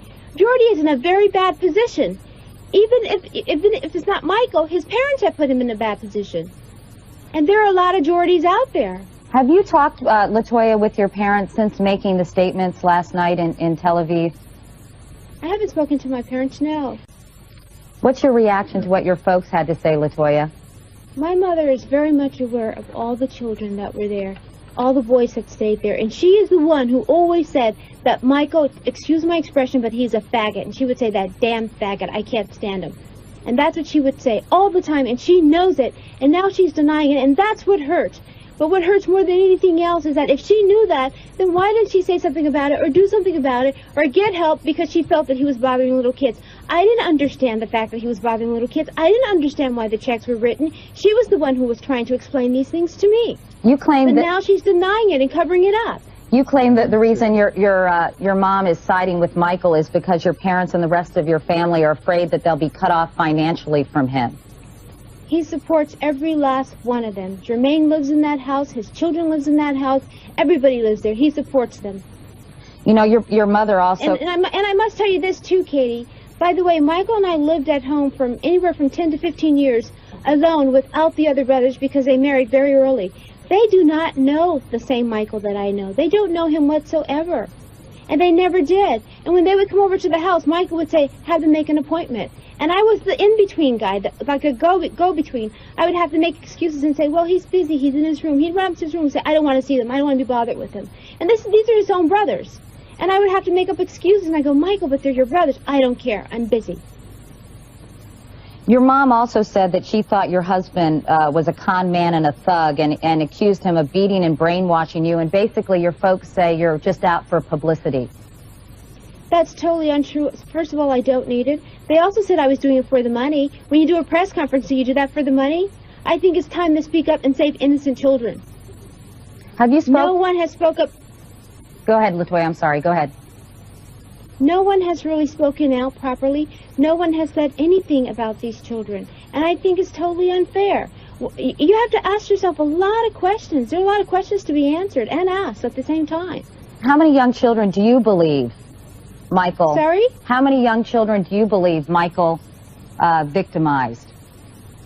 I can't really answer that. And have you had an opportunity to speak with your brother yet? No, I have not. And I have tried, but I have not. I put phone calls in, but nothing has Nothing has been returned. Absolutely nothing. Do you think he'll be coming back to the United States, Latoya? The problem is my parents, especially my mother, more than so my father. My father has no idea. My mother knows that I know a lot, and she's afraid of what I might say, as well as Michael, because they know that I know too much. And now I think it's time to put an end to all of this. Do you think Michael will come back to the United States? I have no idea. All right. Latoya Jackson, thanks very much for talking with us. Perhaps you can come on and talk with us another time. I must tell you that this is very difficult for me, that Michael is my brother. I love him a great deal, but I cannot and I will not be a silent collaborator of his crimes against small, innocent children. And if I remain silent, then that means that I feel the guilt and the humiliation that these children are feeling, and I think it's very wrong. I have seen checks payable to the parents of these children. And I don't know if these children were apparently brought to the parents by Michael or not. But I have seen these checks, and I've seen these checks through my mother. She's shown me these checks that Michael had written to these children, and it's for a great amount. And I'm not speaking pennies. The sums are a very, very large amount. And this is my first time talking about it, and I never want to speak about it. I never want to say anything about it. But I think it's sad because I am a victim myself, and I know what it feels like. And these kids are going to be scarred for the rest of their life, and I don't want to see any more innocent small children being affected this way. I love Michael very dearly, but I feel even more sorry for these children because they don't have a life anymore. They don't. Now you stop and you think for 1 second, and you tell me what 35-year-old man is going to take a little boy and stay with him for 30 days, and take another boy and stay with him for 5 days, in a room and never leave the room. How many of you out there are 35 years old? How many men are out there? How many would take little kids and do that are 9, 10, 11 years old? I love my brother, but it's wrong. I don't want to see these kids hurt. I've been hurt by it, too. My father molested me sexually, and I don't like it. I don't like the way it feels. And to this day, this is my husband, and he can vouch for this. I will not have a relationship with him because of that. But I love him dearly, but I cannot. Perhaps one day I will come to terms with it, and I will be able to. But for now, I can't do it. And that's what I don't want to see happen to these little kids, because I know what it feels like.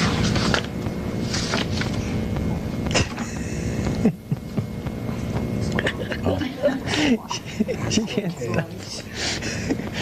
She can't stop her from making There's nothing you can do. Some chamomile tea over there that might settle it down. Of course, problem is it might put you to sleep. You're welcome.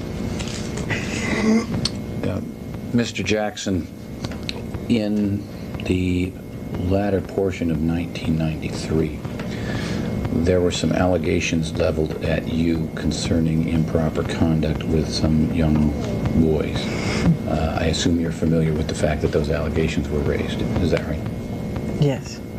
In fact, there was ultimately at least 2 grand jury inquiries into that I am currently aware of, although counsel tells me there may have been a third.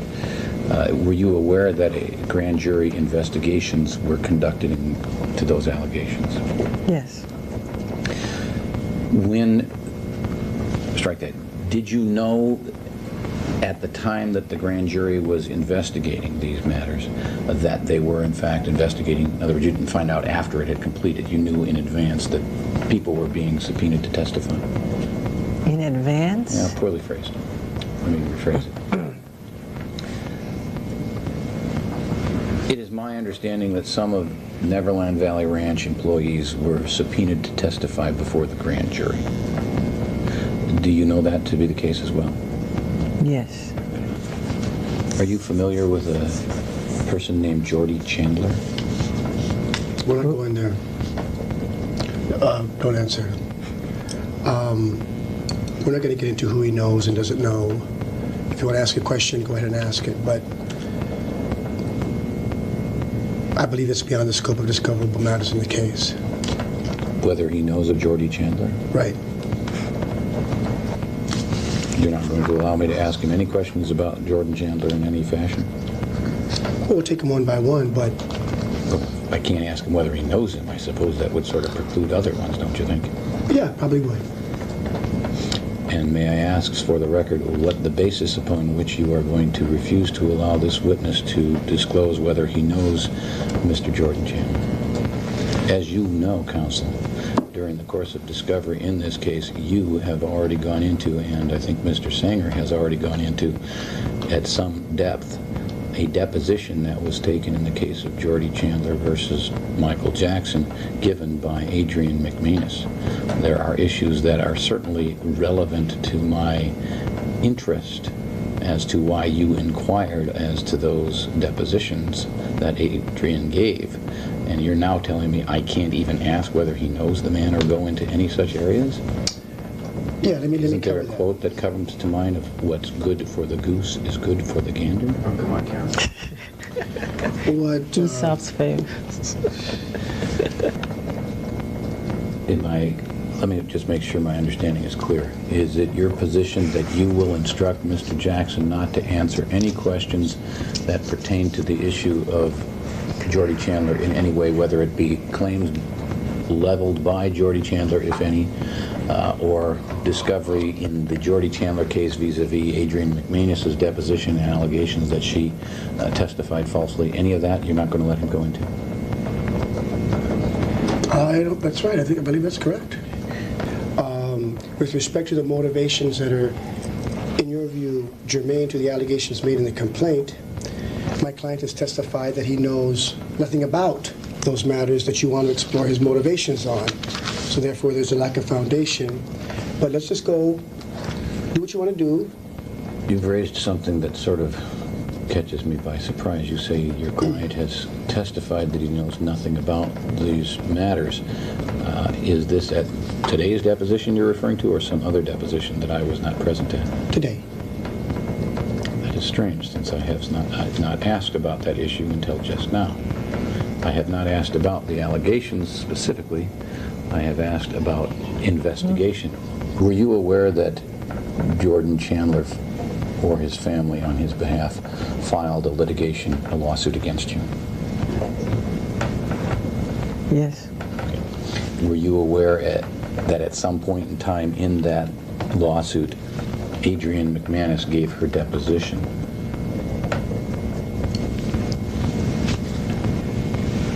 I'm not positive.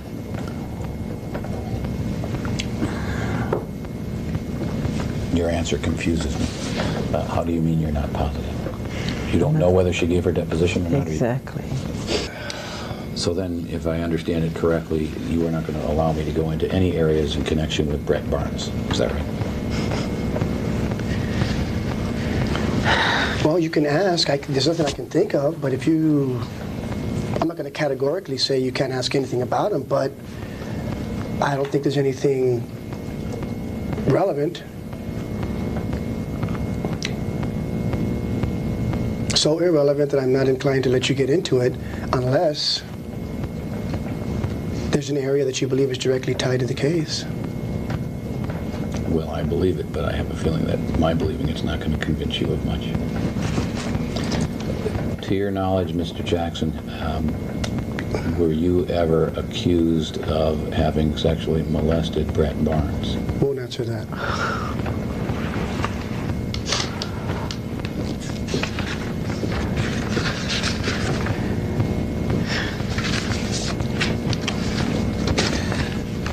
Do you know a person by the name of Macaulay Culkin? Yes. No. Get your answer.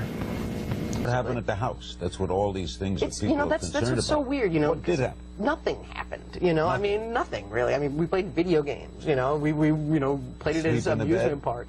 Well, the thing is with that whole thing is that, you know, they go, oh, you slept in the same bedroom as him. It's like, I don't think you understand. Michael Jackson's bedroom is 2 stories. And it has like 3 bathrooms and this and that. So when I slept in his bedroom, yeah, but you have to understand the whole scenario. And the thing is with Michael is that he's not very good at explaining himself, and he never really has been, because he's not a very social person. I mean, you're talking about someone who's been sheltered and sheltering himself also for the last like 30 years, or you know, and so he's not very good at communicating to people and not very good at conveying what he's actually trying to say to you. And so when he says something like that, you know, people, you know, he doesn't quite understand why people react the way that they do. Why do you think he likes young people so It's because it's the same reason why he liked me, was the fact that I didn't care who he was. That was the thing. I talked to him like he was a normal human being. And, you know, it's a circus right now. You think it's a bad rap? You know, I think so, yeah. I mean, it's, you know, I mean, listen, like, look what happened the first time this happened to him. You know, if someone had done something like that to my kid, I would, you know, I wouldn't just settle for some money. You know, I'd make sure the guy was in jail, you know, and it just really goes to show. I mean, as soon as, you know, they got the money and they ran, I mean, that's really what happened the first time. Michael Jackson told me, in no uncertain terms, that settling that case in 1994 was the biggest mistake he'd ever made. He should never have settled it. He should have fought it through a trial. He would have won. It was an absurd case. But he was advised, he told me, by lawyers, by business advisors, to settle it and get rid of it. And so, you know, I don't know, it's a little crazy, and I kind of have taken a step back from the whole thing, because it is a bit of a circus. And, you know, if the same thing was happening to me, I wouldn't want to drag him into it, and vice versa. So I try my best to keep a distance from it, but like I said, it's still a friend of mine. If they asked you to be a character witness, would you appear? I guess so, but I'd probably not. I mean, like I said, it's crazy, and I don't really want to be a part of it, you know? But you like him. I like him, and he's a friend of mine. I'm not saying I wouldn't do something like that. It just hasn't been brought up to me, and I don't think he'd want me to either. Just because, like I said, you know, if the same thing was happening to me, I wouldn't want him to be. What reaction has happened to you from all of this? What do you mean? I mean, people. Do people inquire of you a lot about it? Sometimes, yeah. I mean, you know, people always have like their opinions, and they always, you know, it's funny. I mean, people always talk to me about him because, you know, I'm one of these people who will tell you anything about my life, really, to get me going, you know. And so, yeah, I mean, I freely and openly talk about him and stuff like that. But overall, you know, he's just a good friend of mine. But you wish him well. Yes, of course I do. So you're going to let him answer questions about Macaulay Culkin? Let him answer that one. To your knowledge, were you ever accused of having sexually molested Macaulay? That's an instruction not to answer on that one.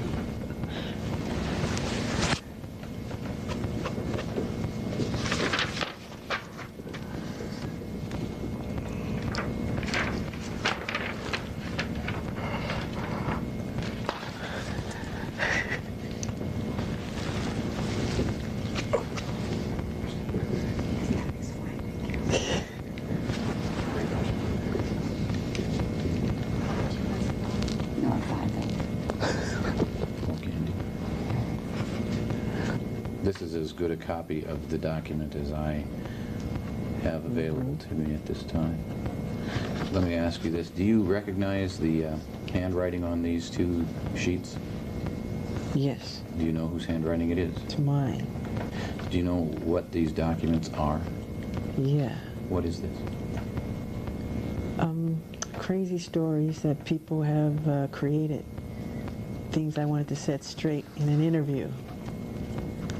Do you know with whom this interview was? I think it could have been Diane Sawyer, whatever the interview was that I wanted to do. I wanted to set the record straight, that if people hear a lie long enough, people believe it, that people have lied on me. I'm a black American and I'm proud of it, and I'm honored of it. The bleach skin rumor, which is a rumor, I don't bleach my skin. They once said I wanted a white kid to play me as a child, which was a rumor. Inauguration rumor, saying I didn't want to do President Clinton's inauguration. I'm not gay. This says, don't judge a person unless you have spoken to them one-on-one, which is true. Because what you hear is a lie, untrue. I can't make out this part there. It is illegible in portions, that's true. And Jesus said to love the children and be like children. Be youthful and be innocent and be pure and honorable. He was talking to his apostles, and they were fighting over who's the greatest among themselves. And he said, whoever humbled yourself like this child is the greatest among me. And he always surrounded himself with children. And that's how I was raised, to believe and to be like that and to imitate that. So I don't know what you're trying to make out of it. I made a list of things. When I get angry enough, I write down what I want to say and what I want to talk about to set the record straight. Because you get to a point where you get tired of people lying. I get tired of situations like this, where people completely lie on me, and I'm sick of it. You sit right there, buddy. And we are going to try our best to make a case, okay, a criminal case. We're going to try our best. but you need to understand that we're going to need your cooperation. And Gavin, can you tell us what your conversations, what you guys talked about? Talked about like video games and people he knew and like famous people. We talked about Neverland, and cartoons and Simpsons and stuff. He said that he has something that can relax me, and because he says that I know you're stressed out about all the stuff that's going on, so I have something that can relax you. He went to the room and emptied a Coke can. Actually, that tape became very important. Most of us felt the same way, that we were looking for his demeanor. How was his body? Was he, moving around a lot? Was he nervous? Was he anxious? And he didn't seem to come across that of someone that had been molested. He just looked like someone that was just having fun, like being at a video arcade or something. He didn't seem nervous at all. He said that boys have to masturbate, because if we don't, we go crazy. He told me a story about this one boy that he went and got a dog and he started having sex with the dog. He said that he wanted to show me how to masturbate. He wanted to show you how to masturbate? Okay. And I said no. And then he said, you do it for me. Okay. And did he do it for you?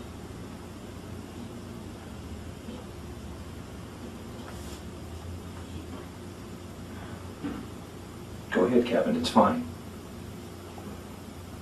He put his hand in my pants. Did he put it on the outside? Inside. Inside? And what did he do next?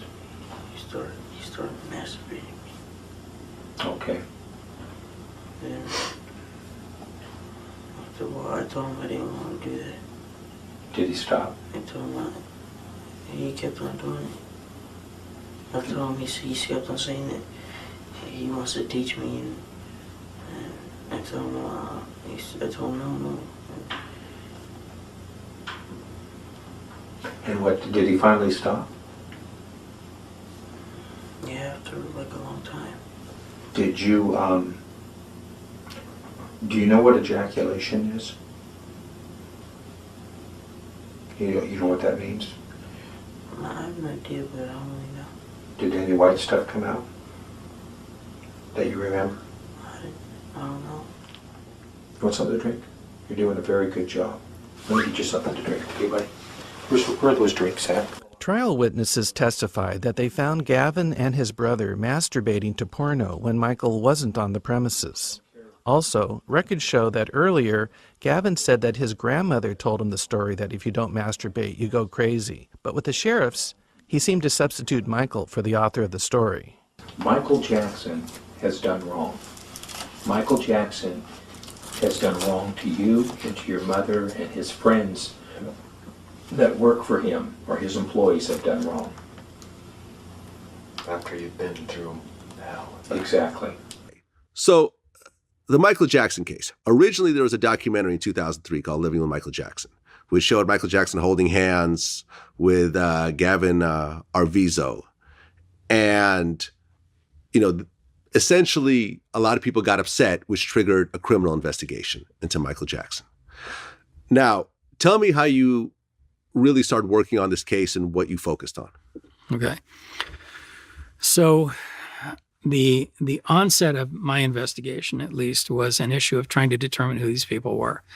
One of the first people that I contacted, because the information that we were getting, the discovery that we were getting, seemed to, how would you describe it? It seemed to leave out a gentleman named David Arvizo, who was the father of these three children, Gavin, Star, and Davelin. It was very noticeably missing from the discovery. So I contacted him, had a conversation with him. He wanted to talk to Michael. I told him I didn't have that authority. And, it was one of those, what do you want to talk to Michael about? I want to find out what's going on, blah, blah, blah. So my response to him was, why don't you sit with me, talk to me, tell me what you want to find out. We'll have our conversation, and I will do what I can to try and get you in touch. And And essentially, I sat with David for about 3 hours near their home, which was not in East LA, by the way. Again, so many misrepresentations in this case. It's ridiculous. But he sort of set the roadmap for who his wife was. And he and his wife were not really seeing each other anymore. At that point, she had moved on. He had been accused of domestic violence. I believe he took a deal for the sake of the children. I don't believe that David was in the least bit violent. I'm sort of on my own in that arena. I'm aware of it. But he took a deal, and it's not uncommon. People take plea deals. And that's where I started and started to branch out from who these people were. Got me in touch with again, testified Arlene Kennedy, Carol Lemire. Carol Lemire, the person who did actually introduce Gavin to Michael Jackson, wasn't Jamie Masada. Again, one of these issues that people were just trying to grab credit wherever they could. Jamie Masada, for reasons unbeknownst to anybody, decided to take the credit for introducing Michael to Gavin Arvizo. Jamie Masada owned the Laugh Factory, or whatever. Was that what it was called? The Laugh Factory? And was the one that sponsored these comedy camps. Then the Arvizos participated in the comedy camps. They were taking tap dancing, and they were taking that from a woman named Arlene Kennedy and her brother Paul. Paul passed away before this took place. And so that was the onset of my focus, trying to determine who these people were. Okay. And what did you find out about the boy's mother? She was a liar and a grifter. Again, it led to the El Monte lawsuit. The lawsuit filed, I think it was in El Monte, of the arrested JCPenney's, where the boys were stealing clothing from JCPenney's. She made these allegations that she had been beaten up and roughed up by the police, and she sued Penny's, and I don't think she sued the police department. But things like, I subpoenaed booking photos, I subpoenaed the records. She said that her shirt was torn, and you can see in her booking photo it was buttoned all the way up, no damage whatsoever. Again, anytime somebody gives you information, the idea is to move forward and sort of determine that information to be real or not. And with her, she claimed to be on welfare. So when I started doing background investigations on her, one of the things that David Arvizo had told me is that they had collected $20,000 from Luis Polanco. Luis Polanco was another comedian who also testified at the trial, friends with Joseph Coleman, also known as Fritz Coleman, and L.A. Weatherman, who I also interviewed as well. And these people said that they gave, for example, Coleman said that he gave money or help to the Arvizo family because they needed it for medical expenses because this boy had cancer. The truth of the matter is they had Kaiser. And as I said to Fritz Coleman after our interview, I said, "Are you familiar with Kaiser?" Of course, looked at me like I was an idiot. And I said, "Do you understand how Kaiser works? The reason people join Kaiser is so they don't have a bill."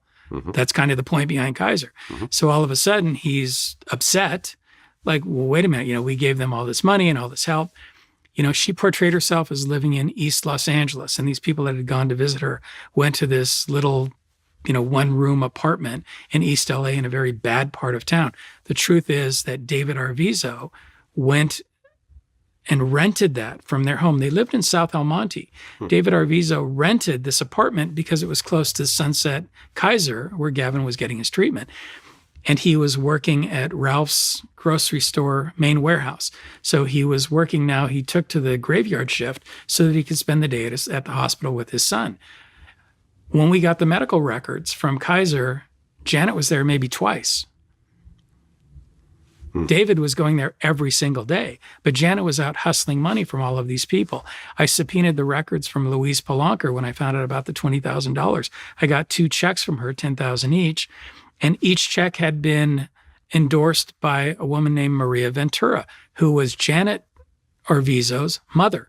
And this was, I subpoenaed the records from the bank. And this is from a bank where only Janet and Maria could gain access to the money. David didn't even have access. But again, everybody wanted to publicly accuse him of stealing the $20,000. Right. Well, the mother essentially had a $150,000 settlement from JCPenney. She claims she'd been roughed up and sexually assaulted by a security keep in guard. mind that that's pre-attorney's fees, and some of that Right. money, is divvied up and went to the kids. And then she filled out an application for welfare and failed to mention that she spent $23,000 on a brand new Ford Taurus. Failed to mention a lot of things in her application, and subsequently was charged and pled out to welfare fraud. Right. And I guess there was a paralegal named Mary Holzer who testified that the boy's mother had told her that she lied under oath and threatened to kill her and her 9-year-old daughter if Mary had basically let out this information. Second night, she said to me, I think we should, you and I should sleep upstairs. I don't know why. I don't know why she said that or why she thought that. But I didn't want to. So whenever it was bedtime, she went upstairs and Michael and I stayed in the bed downstairs. And I believe at some point that night the abuse started. I mean, they have, as far as prior to the healing process, right? Prior to disclosing. But post-disclosing the abuse in 2012 and beginning that healing journey, they've evolved as far as I remember more details about scenarios as it goes along. It evolves, details get added to. Do you recall being subpoenaed for the criminal testimony in 2005? I do. Do you recall where you were when you were subpoenaed? I don't. Do you recall if you were with anyone when you were subpoenaed? I don't remember how I got the subpoena. This is a transcript of your testimony from the 2005 criminal trial, correct?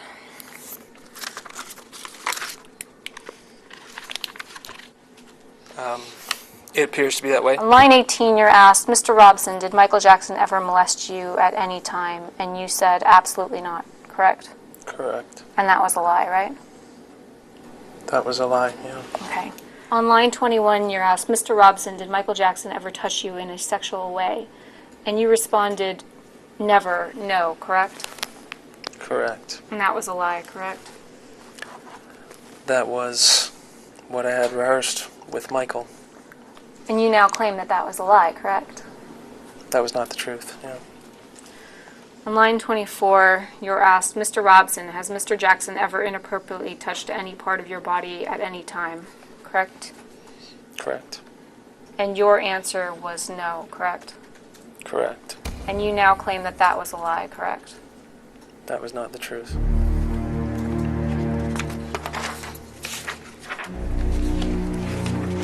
You turn to page 9100.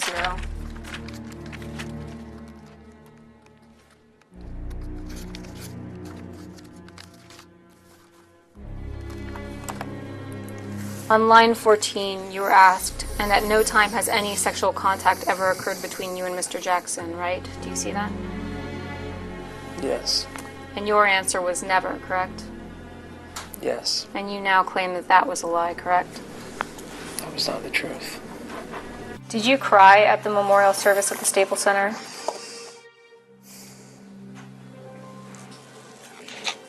I might have. I don't remember. Were you invited to the private memorial? I don't believe so. Were you upset that you were not invited to the private memorial? Yeah, I was hurt. Why? Because at that point, I still thought that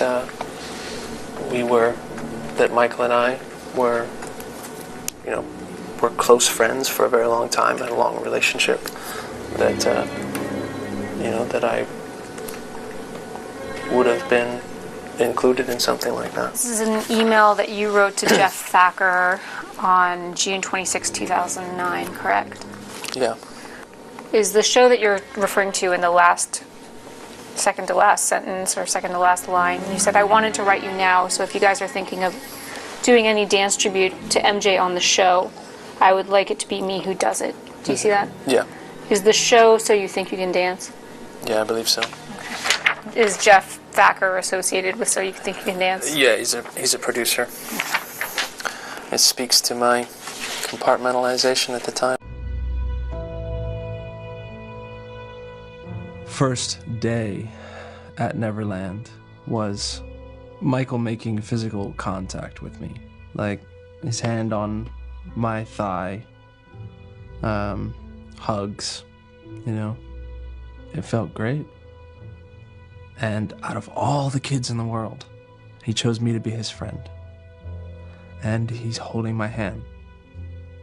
Within the context of what was going on, it seemed normal, you know? The days were filled with playing tag, watching movies. He taught me how to do the moonwalk. This contrast began between the day and the night. We were going to sleep in his bed. The first thing I remember is Michael sort of, you know, moving his hands across my legs. We're both clothed in PJs. And then his hand sort of got to, you know, my crotch area. Beginning sort of fondling there, and started touching my penis underneath my pants, and you know, there was nothing aggressive about it, nothing abrasive. I never felt scared or anything like that. It just didn't seem that strange.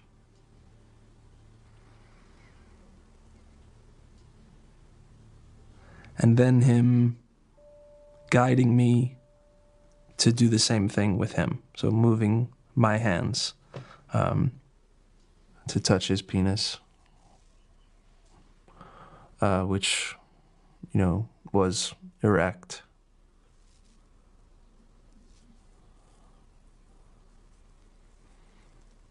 Him talking to me, you and I were brought together by God. We were meant to be together, you know, and this is us showing each other that we love each other. So him kissing me, I mean, like full open mouth, tongue in mouth, kissing. He would put my fingers on his nipples and like tell me to squeeze them. And he would moan and react to that like it felt good. And I liked the feeling that was making him happy, that was pleasing him, you know. And then Michael pulling my pants and my underwear down, pulling them off. And going down and starting to, you know, perform oral sex on me.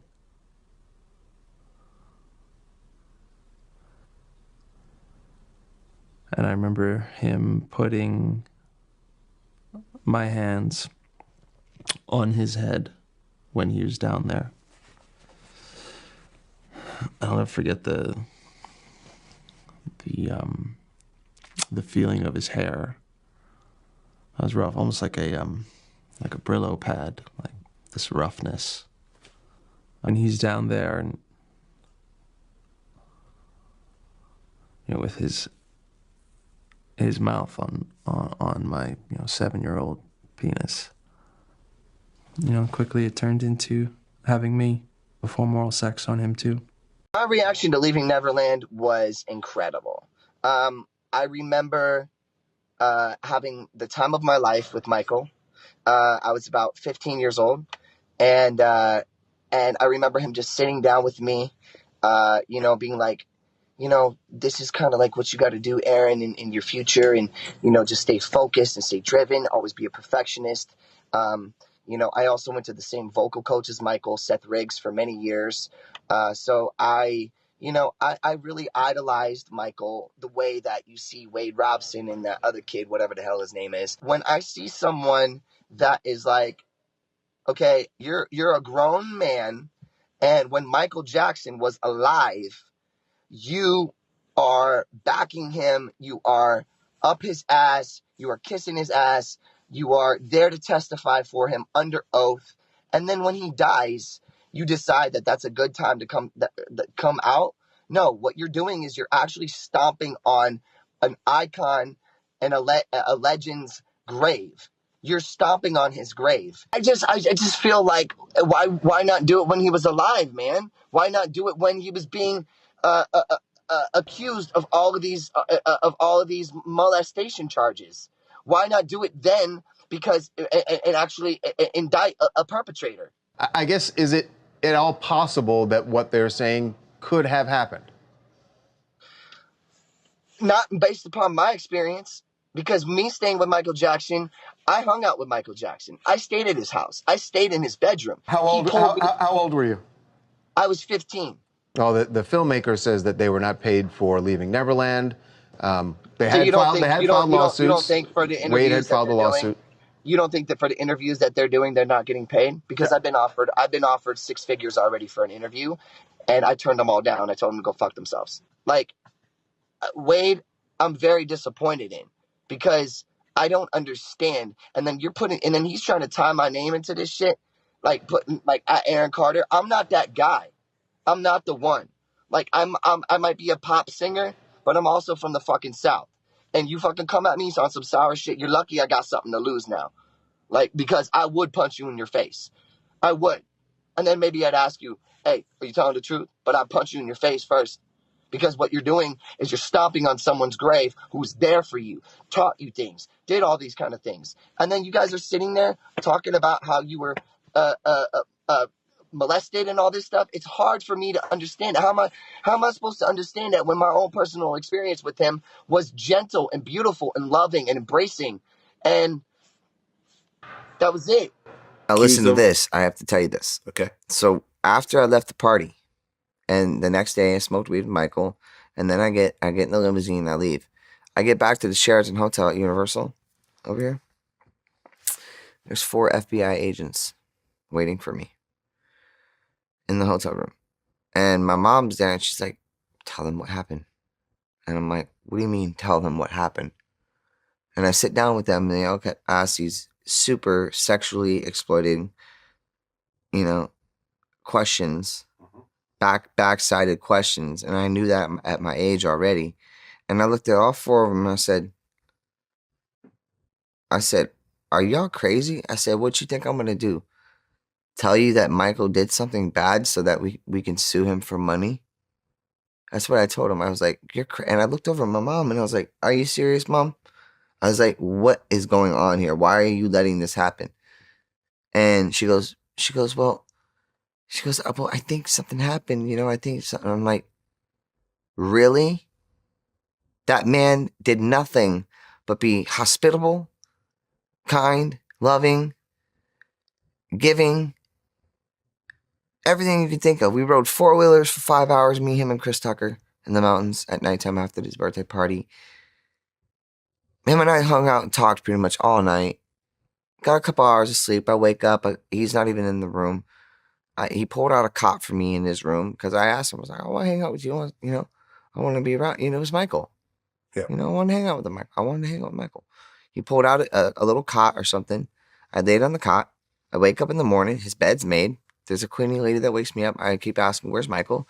I go over. He's got this huge statue figurine that Michael Jordan sent him for his birthday because he collected that stuff. Went and smoked some weed with him. Get in the car. And then all this shit happened when I got back to LA. And I'm like, what the fuck is this? I was like, and I looked at my mom. I go, are you really trying to go at Michael and use me for a money grab?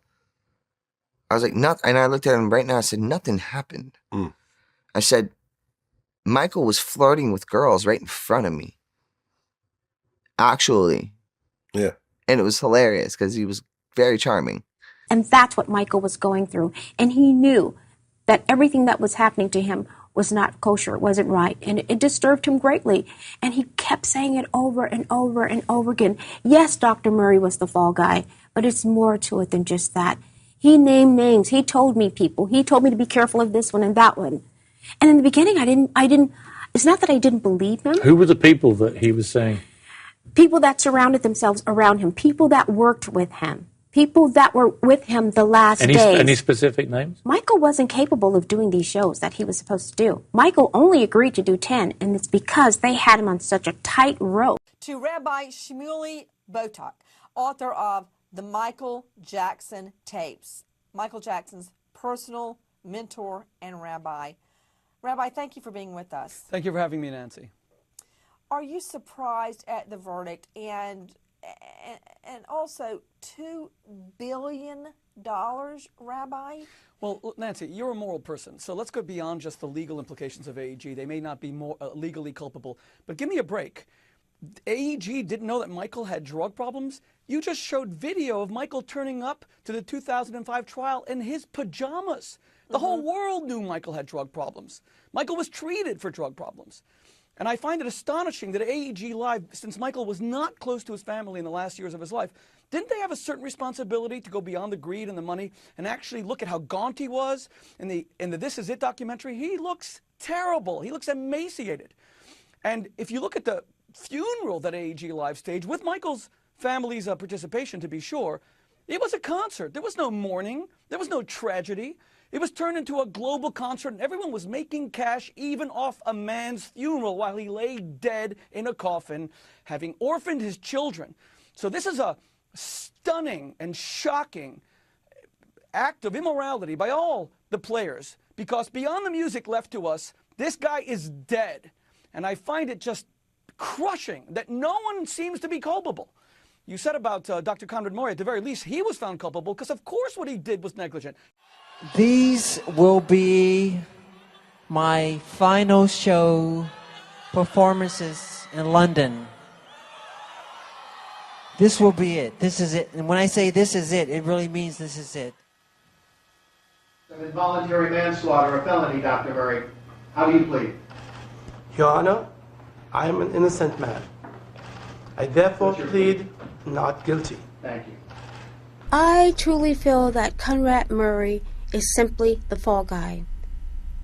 This was definitely something that was premeditated, that they had planned to do, and they planned to take my brother out, and my brother knew it, and that's why he told me repeatedly and repeatedly and repeatedly that this was going to happen to him.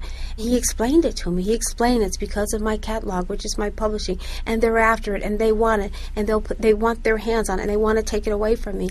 So Michael developed this love-hate relationship with his catalog. I don't want it because it's going to destroy my life. No, it's mine. I'm going to keep it. I'm not going to let them rip it apart and take it from me. This went back and forth. I began to see his personality change. Michael had notes in his house saying how he hates John Branca, he hates Randy Phillips, he doesn't want them around, he'll never fly with them. He just went on and on expressing how he felt about these people. These people were all involved. Mind you, the will, I truly believe and I know that the will is fake.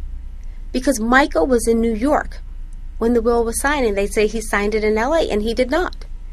And they know this. But yet they put themselves as the executors on this estate.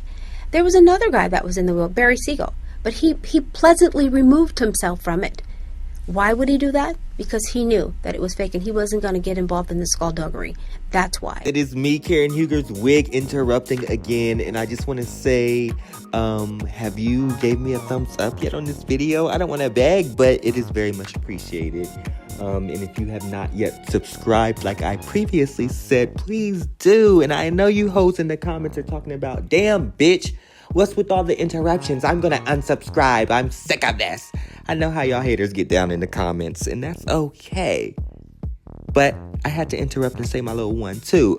So thank you again for watching, and let's get back to this video. Let's lighten things up a bit and meet the people who set the tone for what's cool in our material world. The French Connection. The French, renowned for their indifferent attitudes, sartorial style, and for adding taste to their food.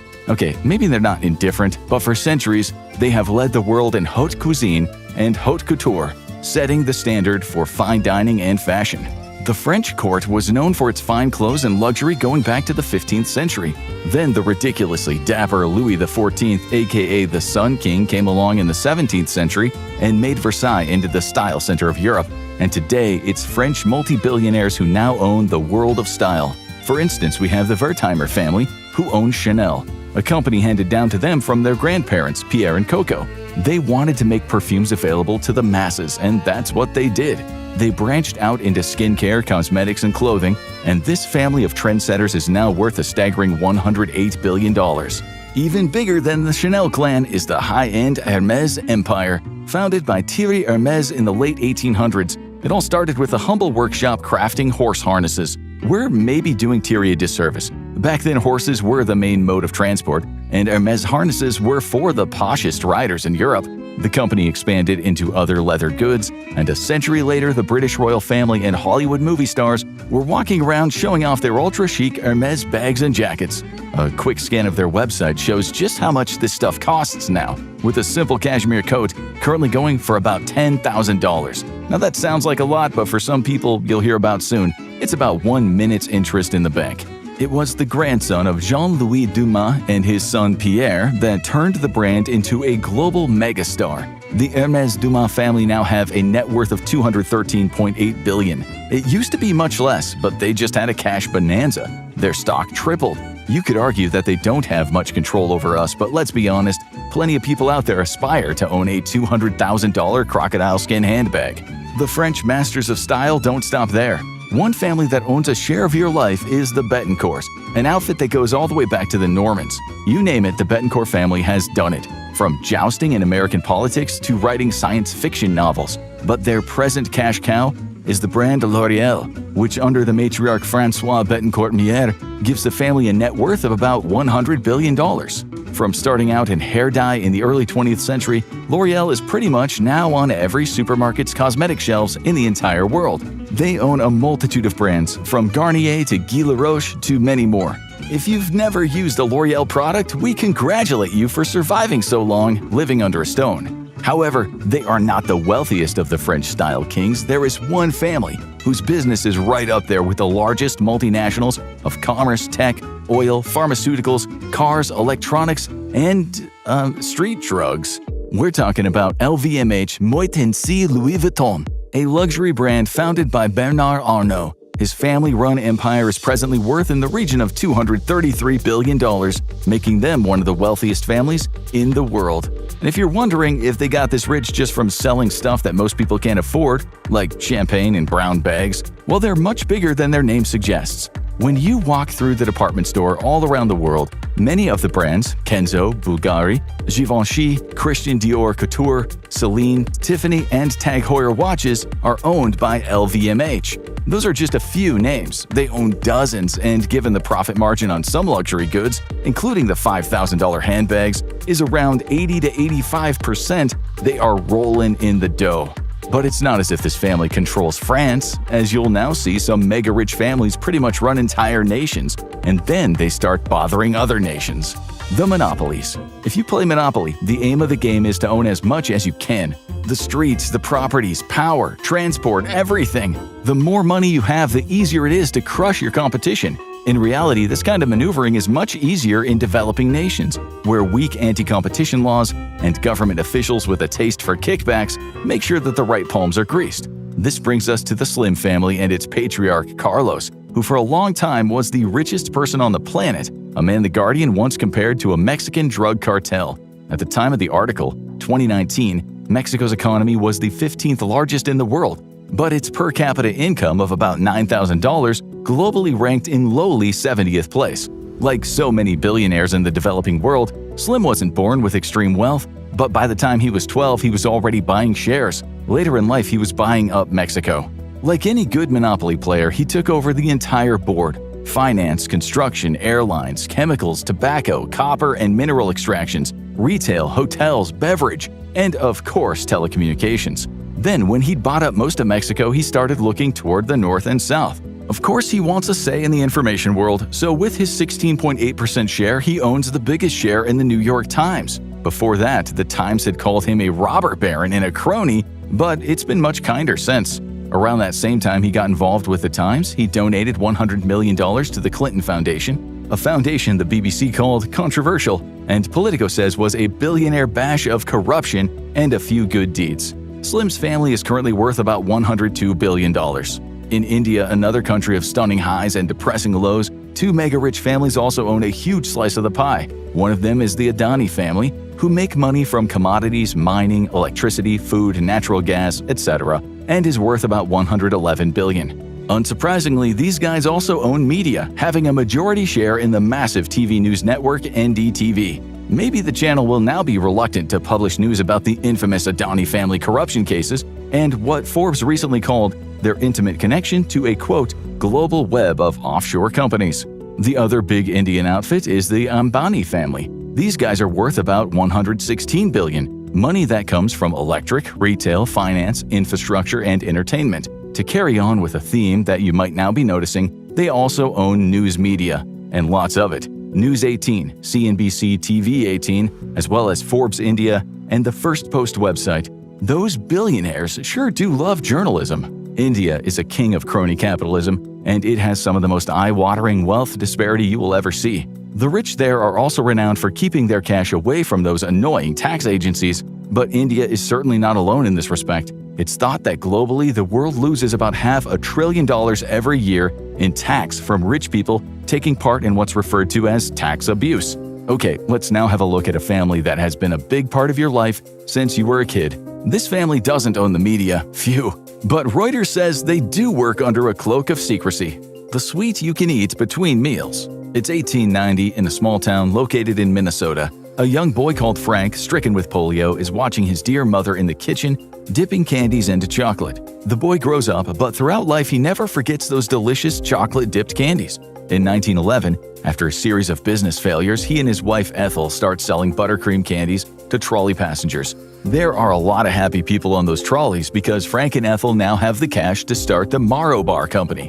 In 1923, he hits the big time when his confection of sugary goodness, nougat topped with caramel and covered with milk chocolate, becomes a bestseller. He calls it the Milky Way. As you might have already guessed, his full name was Frank Mars. In case you were thinking the Milky Way and Mars was about the galaxy and the planet, it wasn't. Mars was his name and the Milky Way was named after a milkshake. Selling them for just 5 cents, America couldn't get enough. By 1924, he had made a small fortune, bringing in around $800,000, about $15 million in 2025. Then in 1930, he added some extra ingredients to his chocolate bar and named it after his family's favorite horse, Snickers. 2 years later, he opened the Mars European division in Slough, England. The British already had their chocolate giant, Cadbury, but it seems that they welcomed Mars with open arms and cavity-laden teeth. It was in the UK where Mars decided to try something new in 1932, when Frank's son changed the recipe for the Milky Way and called it the Mars Bar. Decades later, sadomasochistic Scots decided that calorie control was a myth, so they started deep-frying the things and sold them to drunks stumbling out of pubs. Mars's rise was meteoric, the profits astronomical, as the company branched out with brands such as Uncle Ben's Rice and all kinds of breakfast cereal, sweet drinks, lots of chewing gum, and pedigree pet food. Collectively, this sugar cartel is worth over $117 billion. John and Jacqueline, the grandchildren of Frank, are both alive and kicking in their mid to late 80s, worth $46 billion and $38 billion, respectively. Just to give you an example of how rich that makes you, those two scions of chocolate treats could leave that money in the bank, and at 5% interest, they will be earning a passive income of $36 and $46 million per week. Now imagine a year's worth of interest. Well, we'll tell you, it's $1.9 billion and $2.3 billion. That's the reality of having lots of money. It's why so many of the super rich get into that shady business of philanthropy, but we'll save that for later. Let's first look at the royals of the world, people who inherited their wealth as a birthright. Royal Shakedown. The House of Saud, aka the royal family of Saudi Arabia, is said to be worth a mind-bending $1.4 trillion, although most of that is shared between about 2,000 people. That's about $700 million each. But of course, the big fish sit on big stacks. Prince Al-Walid bin Talal Al Saud might be worth $14.6 billion, but no one really knows for sure. We just know those Saudi royals are extremely wealthy in a country where criticism of the elite is conveniently out of bounds. The House of Nahyan, the Abu Dhabi royals, just one of the ruling houses of the 6 royal families of the United Arab Emirates, is worth around a cool $1 trillion. They're also not too keen on criticism, to put it mildly. The House of Thani, the royals of Qatar, might be worth about $300 billion. They own a collection of swanky properties in one of London's most exclusive districts, Mayfair, the priciest spot on the British Monopoly Board. All of these families have made crazy amounts of money from oil and expanded from there. They've even managed to stay on good terms with the West despite some quite shocking human rights abuses. They now own stakes in sports teams, hotel chains, entertainment, construction, luxury brands. You name it, they do it. As for the British royals, they're only worth a paltry $28 billion. Sure, so-called crown land is about 6.6 billion acres. Most of it is in Canada and Australia, but the royals don't really own it, and they can't just start selling off whole sections of the Commonwealth. Then again, if they decided to sell the land of the Crown Estate, $20 billion, Buckingham Palace, $5 billion, the Crown Jewels, $3 to $5 billion, and all of their other palaces, castles, and properties, well, they would be, well, even more rich. And then there's the Royal Art Collection, which consists of around 7,000 paintings, 150,000 works on paper, 30,000 watercolors and drawings, and don't forget the 450,000 photographs, as well as a massive 700,000 works of art, sculptures, manuscripts, tapestries, furniture, ceramics, and textiles, and it all adds up to around $13 billion. Also, as recent exposés have shown us, some of these royals also have businesses on the side. Put it this way, if they were to sell everything, they'd have a lot more than $28 billion. It would be mind-boggling to add up what the British royals actually own. This includes some of the productive agricultural land and forests in the British Isles, as well as some of the most upmarket streets in London. The richest royal in the world is actually said to be King Vajiralongkorn of Thailand, who might be worth in the region of $43 billion, but this is part of what's called the Crown Property Bureau. Still, in 2018, the media said he was granted ownership of royal assets. But as we said, those royal families are vast, and how much money each person has at his or her disposal is very hard to understand. So let's move on to American royalty. The Big Kochs. The Koch family fortune started with Fred, the son of Dutch immigrants. He opened an oil refinery in Texas and made a ton of money after he developed a way to extract more gasoline out of crude oil. Two of his sons, David and Charles, carried on their father's vision at Koch Industries. David died, so now there's just Charles, who at 89 is no spring chicken. As business leaders, they've been one of the most politically involved, well, openly politically involved families in the USA. Both men were or are pro-rights, anti-war, anti-war on drugs, and in general very libertarian. They made their opinions known, donating heavily to their causes, so they had an impact on how we think. For instance, during the COVID pandemic, they supported the Great Barrington Declaration, which was famously against mass lockdowns. These sounded like humane causes, but their opinions on deregulation and lower taxes are often criticized. Much of the family fortune is now with David's wife, Julia, who met him on a blind date in 1991. She's now worth $74.2 billion, a good chunk of the family's $128 billion, enough to net her about $71 million every week in interest. She donates a lot to medical research and art, but as we'll soon see, a few million a year is not actually that much, and it might not always help the people who need it the most. But first, let's look at the most powerful family you've never heard of, a family that by comparison makes the Kochs look small. We walk in the shadows. There's a conspiracy theory that says some very powerful families control the world. This round table of elites can fix for war and economic crises so they can make hay on the backs of mass death. The usual suspects are the Rockefellers, the Rothschilds, and the Morgans, but no one ever brings the Wallenberg family into this devilish plot. Just so you know, the Rothschilds are often said to be worth a mere $1 billion. However, in 2023, Forbes said their net worth was a mind-blowing $20 trillion. An article about them said, for almost 300 years, they have quietly affected global economic and political events. As for the Rockefeller clan, Forbes put their net worth at around $10 billion. But again, it's not easy to know with these old-school families. They don't just own lots of pie, but also invented ingredients and came up with the cooking instructions. Same goes for the Morgans, who might have only a net worth of a few billion. Back to the Wallenberg crew. They've also been making untold amounts of money for over 3 centuries. They started out in banking and have since become so big that their businesses collectively employ about 40% of Sweden's entire industrial workforce. This family is like business royalty, although despite having about $270 billion between and controlling over $900 billion, they won't usually be seen showing off their wealth. They have a motto which is to be but not be seen. That's what most billionaires do. It's one of the reasons why tech billionaires wear worn-out t-shirts and Adidas sneakers. They earn so much money that showing off would likely ignite resentment. Normal rich families might show off, but the mega wealthy hide in the shadows, if they can get away with it. The Wallenbergs are in banking, real estate, investment, airlines, electrical, hotels, pharmaceutical, engineering, and tools manufacturing, with their products touching pretty much every corner of the world. Their giant holding company, Investor AB, holds very significant equity in Ericsson, Electrolux, Nasdaq Inc., AstraZeneca, Saab AB, and much, much more. And we won't even go into all of the property they own. They give any oligarch or royal a run for their money, but hardly anyone has ever heard of them, which is why it's said their great power hides in the shadows of history. Their wealth is kept in foundations, so it's not like any one family member can claim it as his or her own. And as the rich are prone to do, it gets them out of inheritance taxes. Of the 30 or so members of the sixth generation, about 20 of them will carry on the business, leaving the other 10 to do what oligarchs usually do and get involved in philanthropy. Among the world's wealthiest, a massive transfer of wealth is on the horizon. A 2024 report estimates that $31 trillion will be passed down globally over the next decade from families worth over $5 million. Now you know why they care so much about inheritance tax.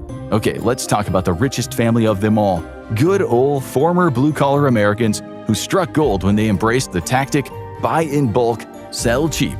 Meet the Waltons. We're not talking about the fictional Waltons from West Virginia, but the retail giant from Arkansas, the Walmart people. The company was the brainchild of Sam Walton, who in the 1940s opened up his first small store and set his efforts on undercutting everyone else. He didn't open his first Walmart until 1962, and later he set up the chain, offering better prices for the bargain-loving public. Sure, he didn't make as much profit on each item, but if he stocked his shelves and had a huge inventory, then lots of small profits would add up to a big profit. It sounds simple, but good ideas often are. By 1967, he had 24 stores across Arkansas, which generated in the region of $120 million in 2025 money, enough for Sam and his brother Bud to open new stores in several different states. By 1975, they had 125 stores, and they were taking in over $1.5 billion a year. They ran smaller grocery stores out of town, almost putting an end to what's known as the mom-and-pop stores. But as the saying goes, you can't halt the march of history.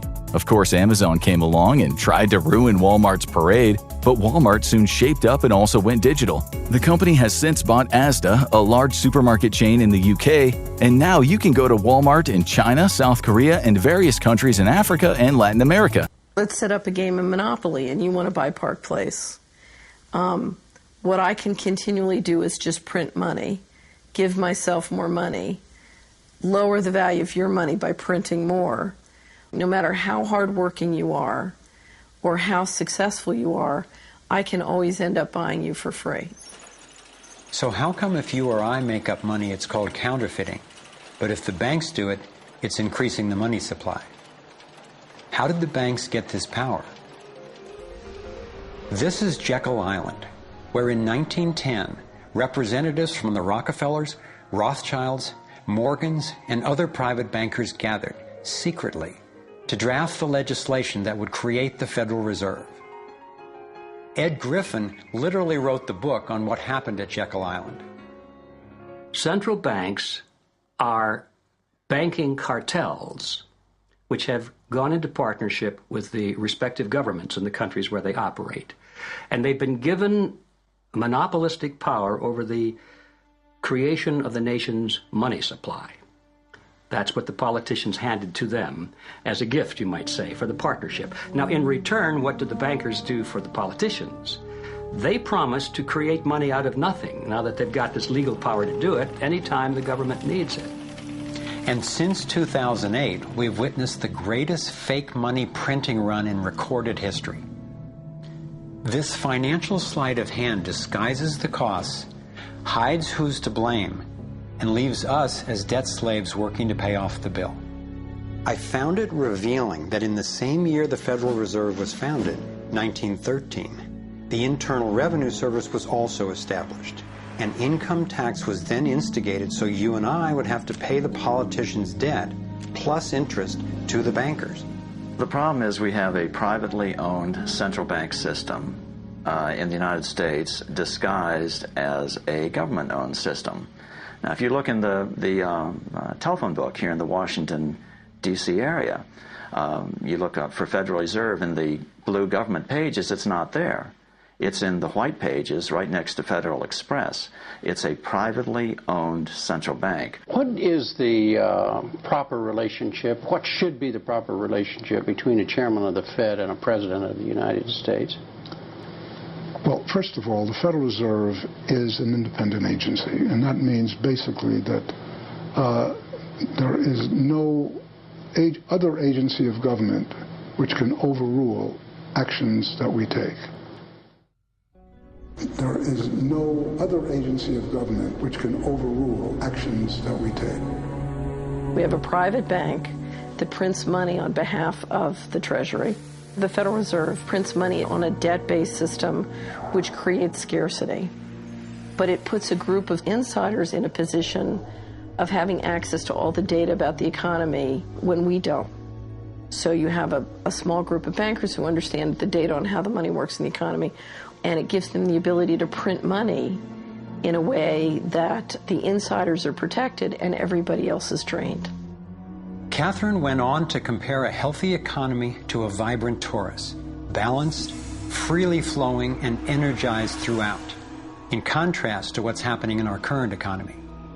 What you have is a system that's very dynamic, and it's trying to optimize.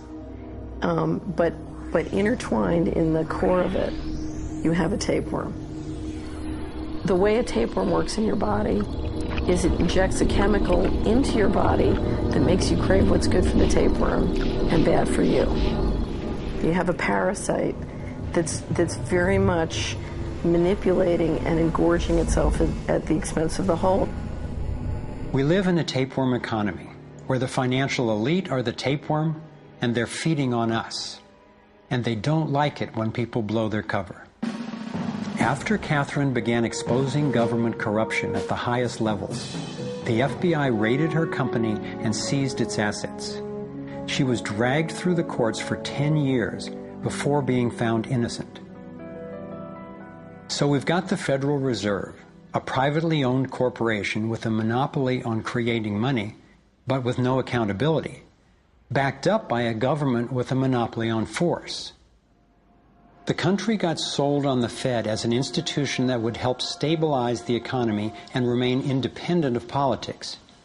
But in fact, in close to a century of existence, the Federal Reserve has done just the opposite. Since they took charge, we've been robbed through inflation, and the purchasing power of the dollar has declined more than 96%. And the wealth gap makes it clear most of the money is going to a very few.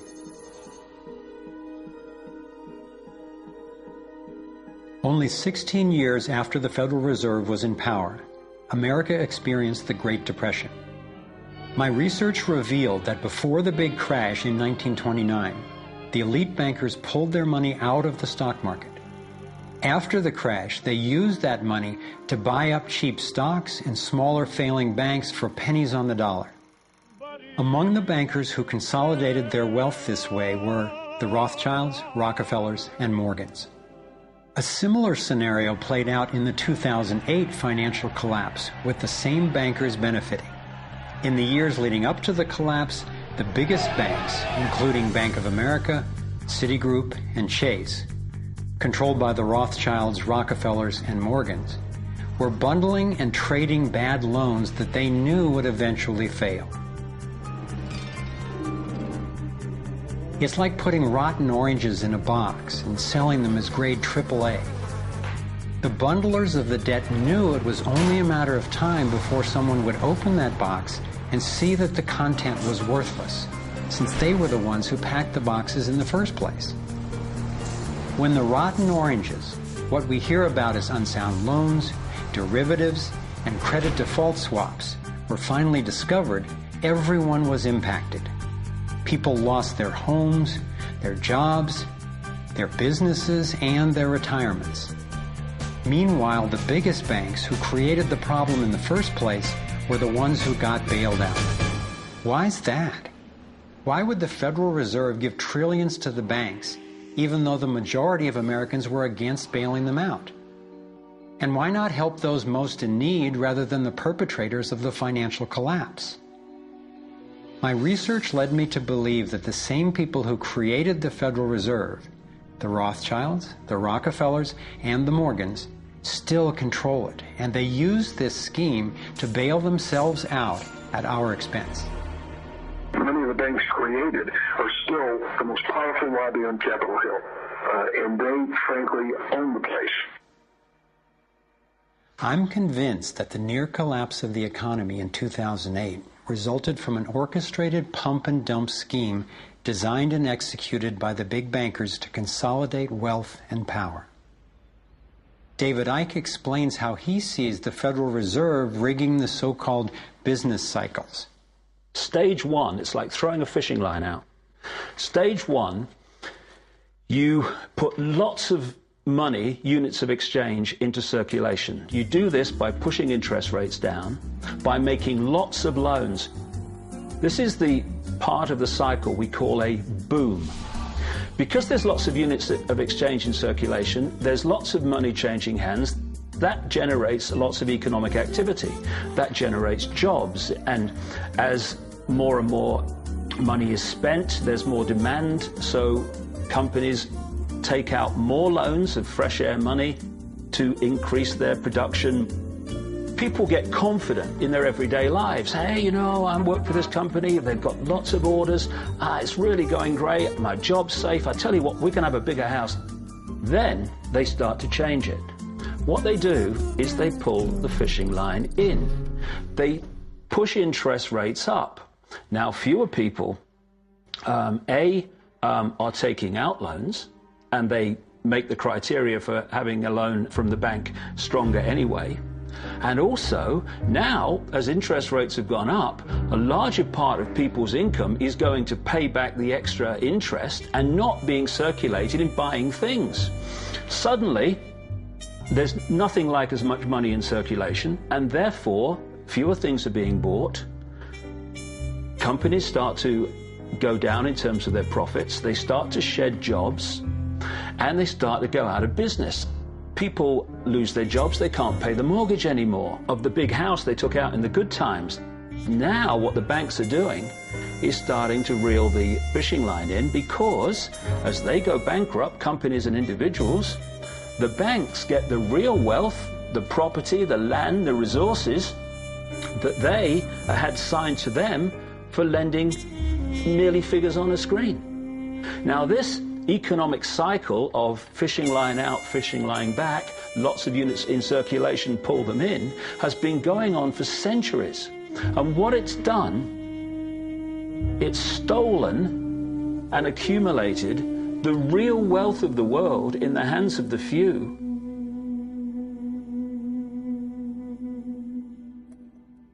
As we all know, some of the wealthiest people in the world really like to party. Imagine being a billionaire and not spending a bunch of time and money partying with your friends and family. Couldn't be me. Not only do they love to party, they love to find many different excuses to throw some of the most lavish parties this world has ever known. We're talking parties ranging from your everyday birthday celebrations, the secret parties that inspire conspiracy theories, and the more debaucherous parties that could land you in family court. So join us as we take a look at some of the craziest ways billionaires like to party.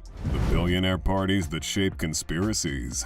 Now and then, the super wealthy get together under the most suspicious circumstances in the most clandestine way possible to potentially discuss matters of world-shaping proportions. And boy, are there conspiracy theorists ready to just eat it up. One of these conspiracy-inducing gatherings is known as Bohemian Grove, a mysterious annual retreat of powerful people in Northern California. No one truly knows what goes on there, but if you were to believe the spokesperson for Bohemian Grove, it's nothing more than a chance to share a passion for the outdoors, music, and theater. How conveniently not suspicious at all. For a couple of weeks, every July, wealthy leaders, businessmen, and politicians gather in the woods, where they make powerful decisions over copious amounts of alcohol. Of course, the members of this group have been kept private, but over the years, there have been leaks here and there. Politicians like George Bush Jr. and Sr. have been discovered attending the Grove. And back in the summer of 1968, Ronald Reagan reportedly agreed not to primary Richard Nixon, as the two mingled there.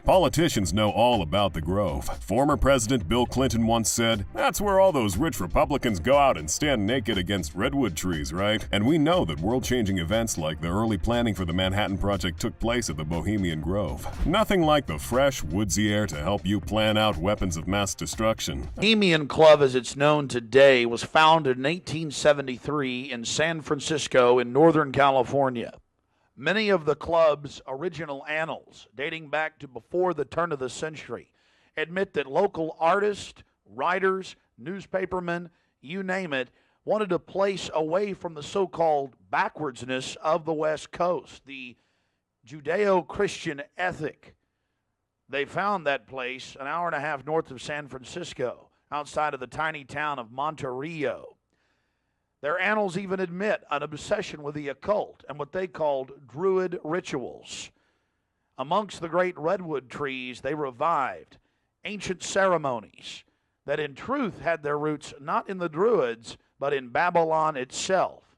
As the railroads brought commerce and larger populations, the prestige of the club grew until, in the year 2000, it is a gathering place for the world establishment, the elite.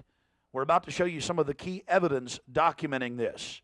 It is absolutely central to understand that these bizarre activities have been engaged in going back to 1873 and are not some new fanciful whim of the trendies on the West Coast.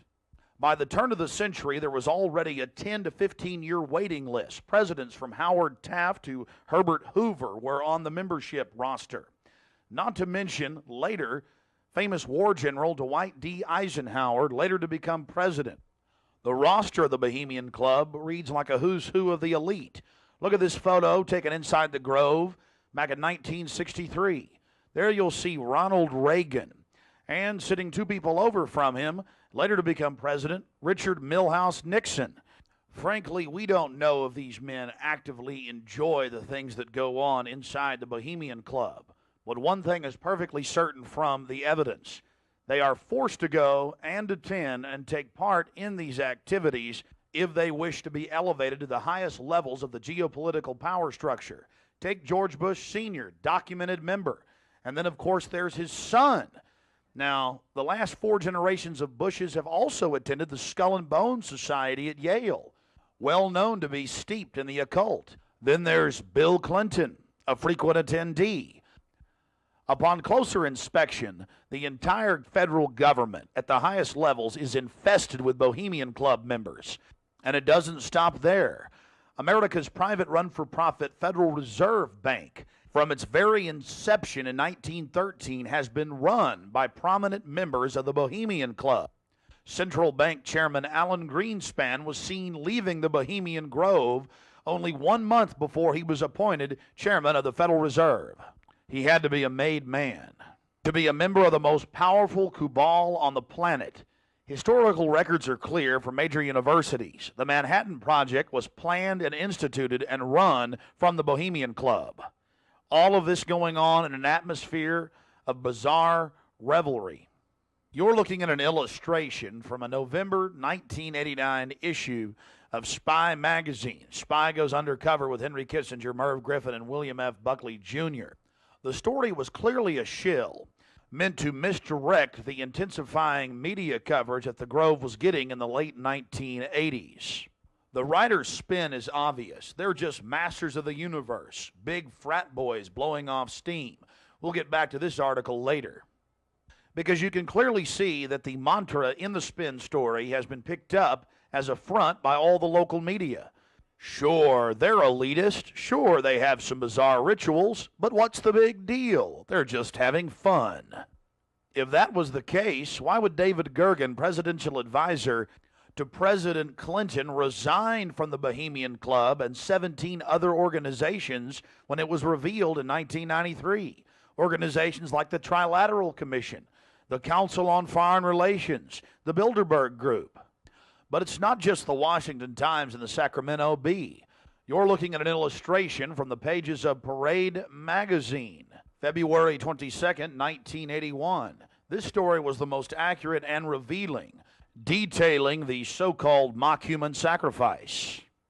Former German Chancellor Helmut Schmidt wrote extensively in his memoirs, Men and Powers, a Political Retrospective, goes into great detail about the secret establishment running the world, the Trilateral Commission, the CFR, the Bilderberg Group, and of course, ladies and gentlemen, the Bohemian Grove, a place that he often talked about being a wonderful hideaway, a place to spend time with Nelson and David Rockefeller and to talk about world government and steering societies.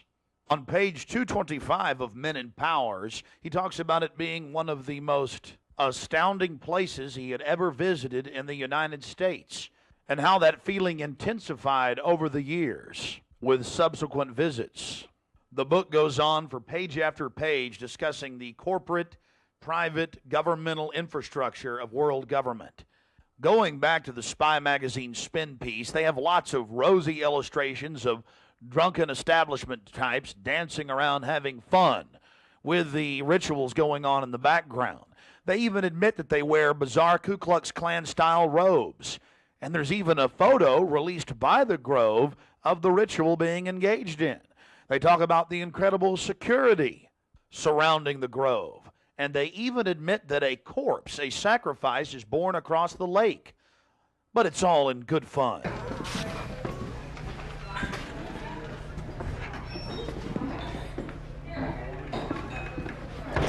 Oh, that feels good. Oh,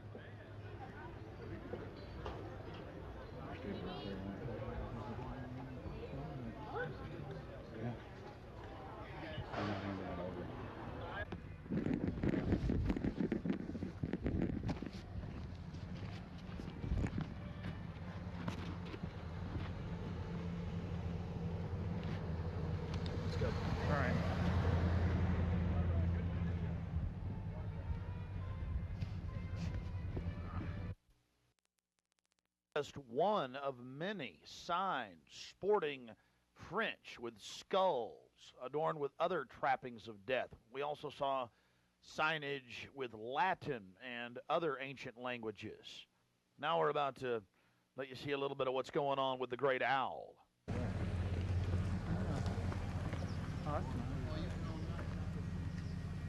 There's the owl.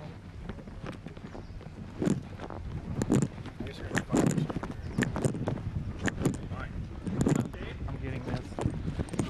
I'm getting bold. This is the owl.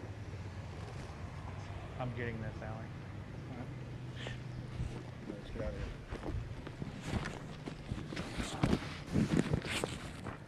I like that.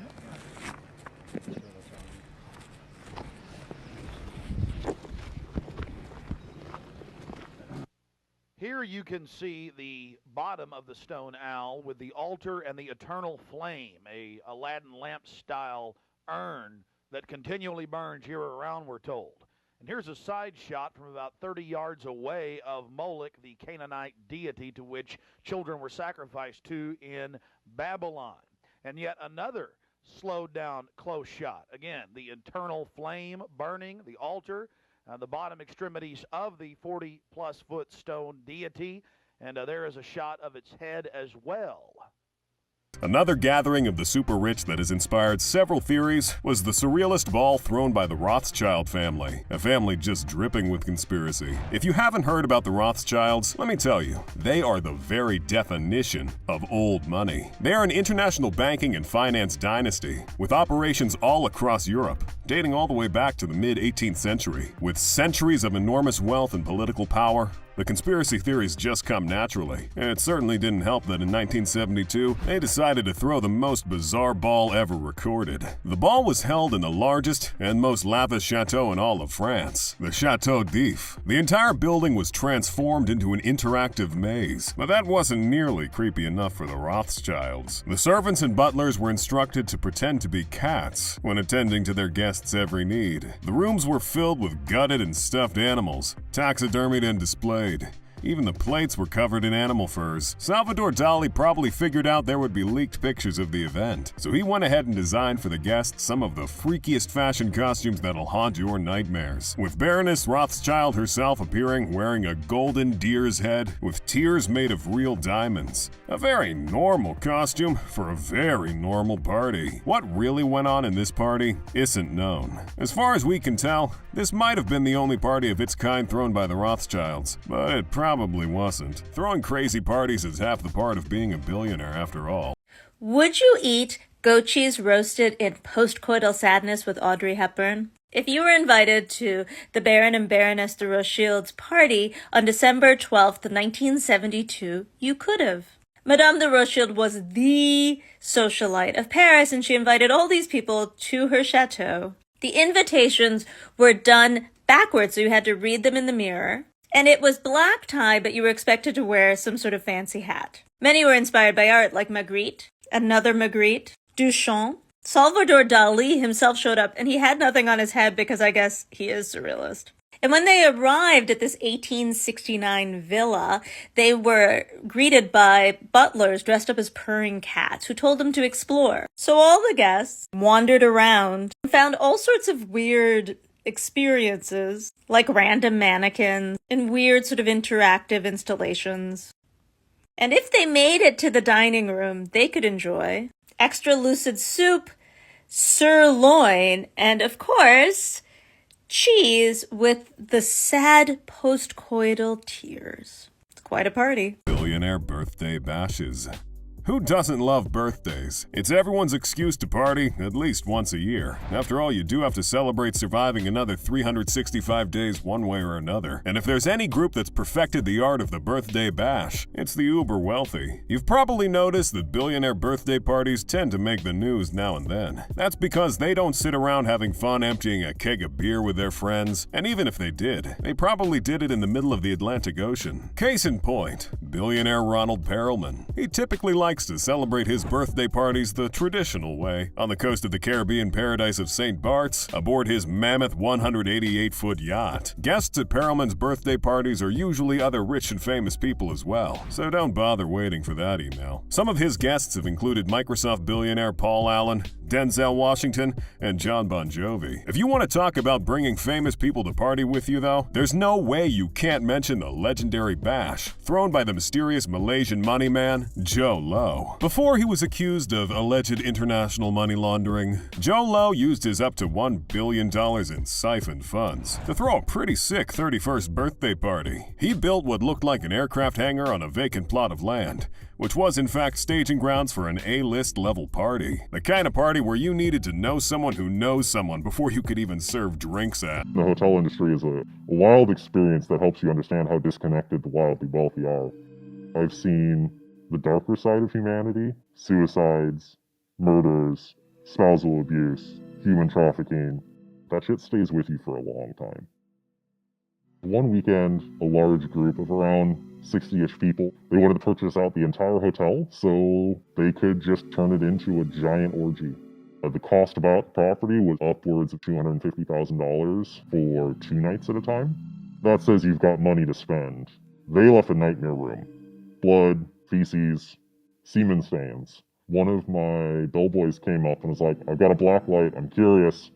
He turned it on, and I remember we looked down and saw the stains, we looked to the sides and saw them on the wall.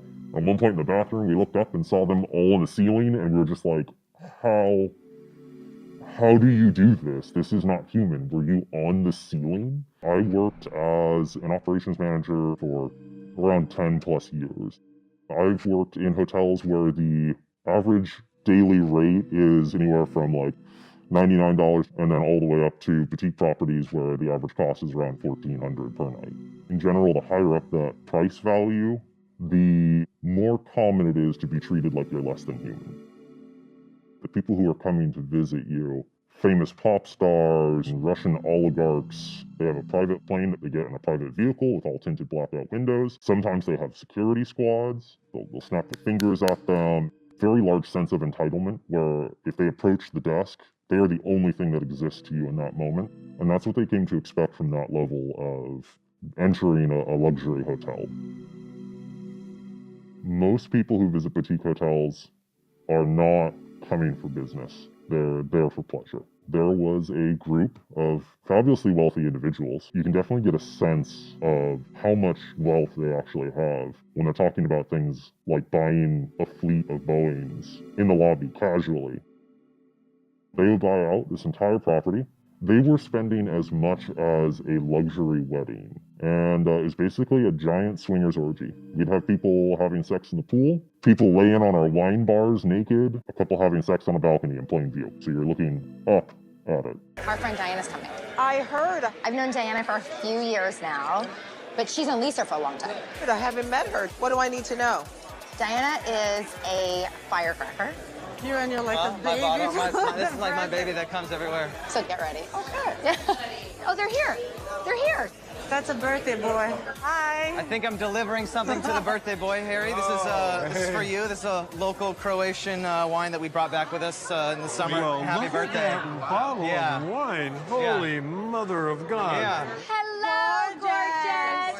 I was going to try to say nothing diva. Welcome. Good to see you. Good to see you. I look Welcome. amazing. That's beautiful. Cute. Yellow. You've never met anybody quite like Diana Jenkins. Yellow post baby weight is not moving. It's not moving. I mean, you can't really put your finger on Diana's accent. Nice to see you. How's everything? Good. Is it like Zsa Zsa Gabor, Greta Garbo, Marlene Dietrich? Her accent is part of her mystique. Hi, honey. I love you. Beautiful. You look stunning. You look gorgeous. I'm so happy you're here. Diana has a reputation. She has always been the it girl in Europe.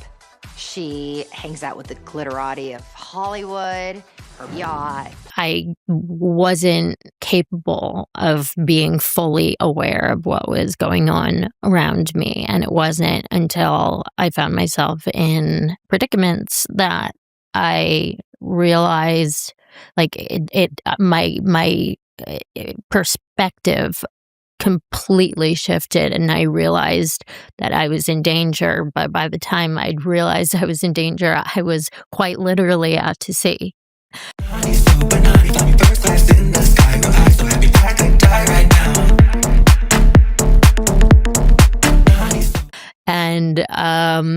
And it was that moment shook me and was shocking. And I was quite literally walked down, and I had been having a great time. There was no hints of anything like that happening. So it took me, I was shocked. It took me by surprise. And it was led by somebody that I had grown to trust and see as a protector and somebody who had my back, and to be walked down the stairs, and it was as like a surprise, presented as though it was like a surprise.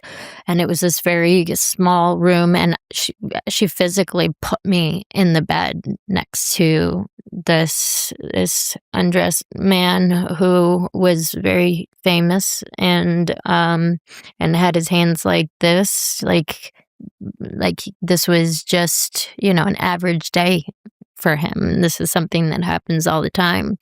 And I waited for her to leave, and I mean that lion in me, that fire in me, that my hair stood on end, and I became ferocious. I was like, this is not happening. But I had nowhere to hide, and I bolted, and I hid wherever I could think of to hide on a boat.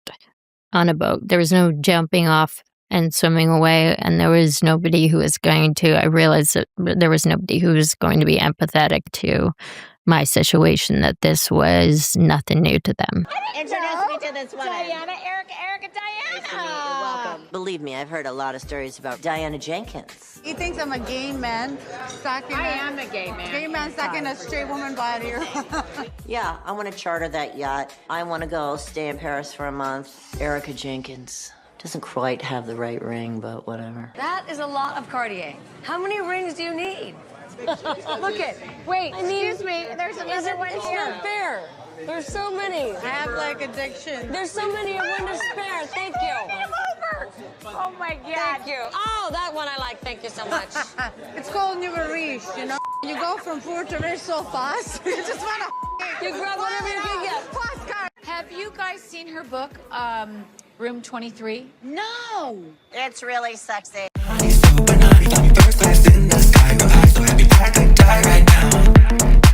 Diana, do you want to tell the story about the book? Yeah. I feel like I have. She did the beautiful book called Room 23. I looked in there, I was like, everybody's naked. I was like, right on. Tell it again. We forget things. I feel like we had this conversation. I don't particularly want to talk about the book tonight because it took a lot of money, a lot of time to achieve what I did, but it backfired.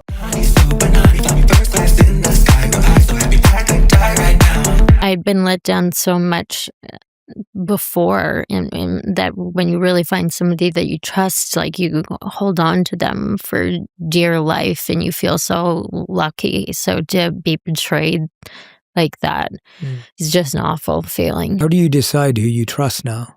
It doesn't seem like I've done much of a very good job. I don't think I've gotten much better at choosing on one hand, because I do feel like there are certain people that with negative energy, and that are just not good people, that have been drawn to me for whatever reason, and who I've not seen clearly immediately. It took me a while. Like, they really were able to pull the wool over my eyes, which you would not I didn't expect of myself, having had all the life experience that I have, and having had things like that already happen to me. Like, you would think it would have been a learning experience, and I would have made sure that it never happened again. And unfortunately, that was not the case. Not like an international sex trafficker and madam of high-class prostitutes. Is that what you're trying to tell me? It's honestly so ridiculous that I can't even believe that actually it could have caught on. Did you think that, that she didn't want to talk about the book? Yeah. Oh, she doesn't want to have the She conversation? said, I think we had it. It's very, very dangerous. All you need to do is leak a bunch of fake rumors, and you can actually destroy somebody's life. It was just a very painful time, but truth prevailed. But it's hard to not beat myself up for certain people, having access to my life that should never have had access, should never have been a part of my life for many, many, many reasons. I have to say, last night, though, when Dorit asked you about your book, I felt like you didn't want to talk about it. Have you guys seen her book? What is it? Tell me. I feel like I have. Well, tell it again. I feel like we had this conversation. It felt a little rude to me because Dorit was trying to find out about you, so it felt like you shut it down. I get really uncomfortable about bragging. Really? Mm-hmm. And I have to toot my own horn. I get really kind of like shy. Yeah. I get that. Yeah. Funny thing is, Gersal, you are the most unwelcoming. I've tried to break the wall and didn't quite work. It's Gersal who's missing on friendship. It's her loss. One couple we had to talk to while they were naked. They would purposely wait to start having sex until housekeeping wanted to clean the room. They wanted somebody to watch. The day after they had all departed, I got a call from housekeeping saying that one of the showers is busted, and I go take a look at it, and they had hacksawed off the actual shower piece, the shower head, and attached a 4-foot-long anal probe hose to it, with multiple settings on the other end. And that was as disgusting as you can imagine. After all of the The drama and mental scarring that we put up with for this orgy buyout group, probably between about 30 staff, I want to say we made $20 in tips. I found myself on more than one occasion getting stuck in awkward situations between husbands, their lovers, and then the actual wife. The worst case scenario was husband and wife shared credit cards naturally, and she started seeing the hotel show up on the books, and she stormed in and like slammed bank statements down. It's like, I know my husband's here, you guys are lying to me, we have to just say, you know what, I'm so sorry, we don't have anyone here by this name. And meanwhile, we could literally hear them having sex upstairs. Apparently she didn't notice the sounds were familiar to her, which might be a sad statement on their marriage, actually. The problem with working with the fabulously wealthy is that they often assume that the staff is there at their beck and call regardless of what the request is. It was really common for the high rollers to approach attractive staff members and essentially just ask them, hey, if I pay you X amount of dollars, will you meet me in my room later tonight and knock my brains out? That's a quote from someone, sadly. Do you know Sean Combs? Puff Daddy? Yeah. P. Diddy, whatever you call himself these days. Yeah, go ahead. It is one of the strangest interrogations we have ever covered here on Sidebar, and in light of a criminal indictment against music mogul Sean Diddy Combs, some people are seeing it in a whole new way. We're taking another look at the bizarre claims made by a man accused of shooting up one of former President Donald Trump's Florida hotels and his connection to Sean Combs. Do you know Sean Combs? Puff Daddy? Yeah. P. Diddy, whatever you call himself these days. Yeah, go ahead. Yeah, he's part of what's called the Boule. The Boule is a branch of the Illuminati. Okay. It's the black people. Okay. Quick aside here, the Boule is a real thing. It's the senior leadership of Sigma Pi Phi fraternity. Our understanding, it's the oldest postgraduate fraternity founded by and for black men. It was secret in the beginning, but not anymore. It's been rumored that Sean Combs might be a member. I had sex with Cassie and Sean. Basically, he would masturbate and tell me what to do with Cassie. I had like 15 encounters, and I heard a lot of business. Because what they would do is Sean talks a lot on the phone and on the TV with speakers and stuff, and I was like a sex slave. I caught herpes, and I came back and I sued him for the herpes and won. But Mark Garagos and Ben Mercedes were his attorneys, okay? And Christopher Leons here was my attorney. They asked me to turn in that, which was the video recording, and I did so. They gave it back to me accidentally, and it's possible, I threw everything out, it's possible I can produce a copy. The hip-hop agenda is an agenda to move drugs all over the United States. You need to inform the DEA. They move all the dope, on private jets, which don't get screened by customs, by inside the United States. Okay, they move what's called high-grade powder MDMA. They move cocaine and they move liquid cocaine in their bottles too. Okay, so they put the liquid cocaine in the bottles and they move it. I've seen the liquid cocaine, I've drank it myself, having sex with Diddy and Cassie. Okay, it's not good. He drinks it all the time. I've had a great life. I've settled $4.125 million with Diddy.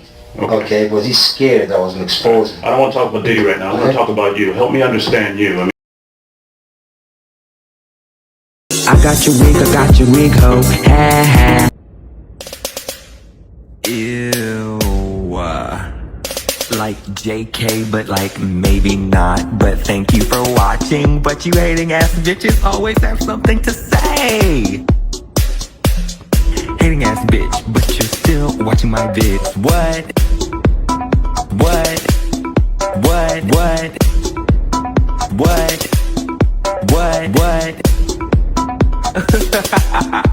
You're so upset.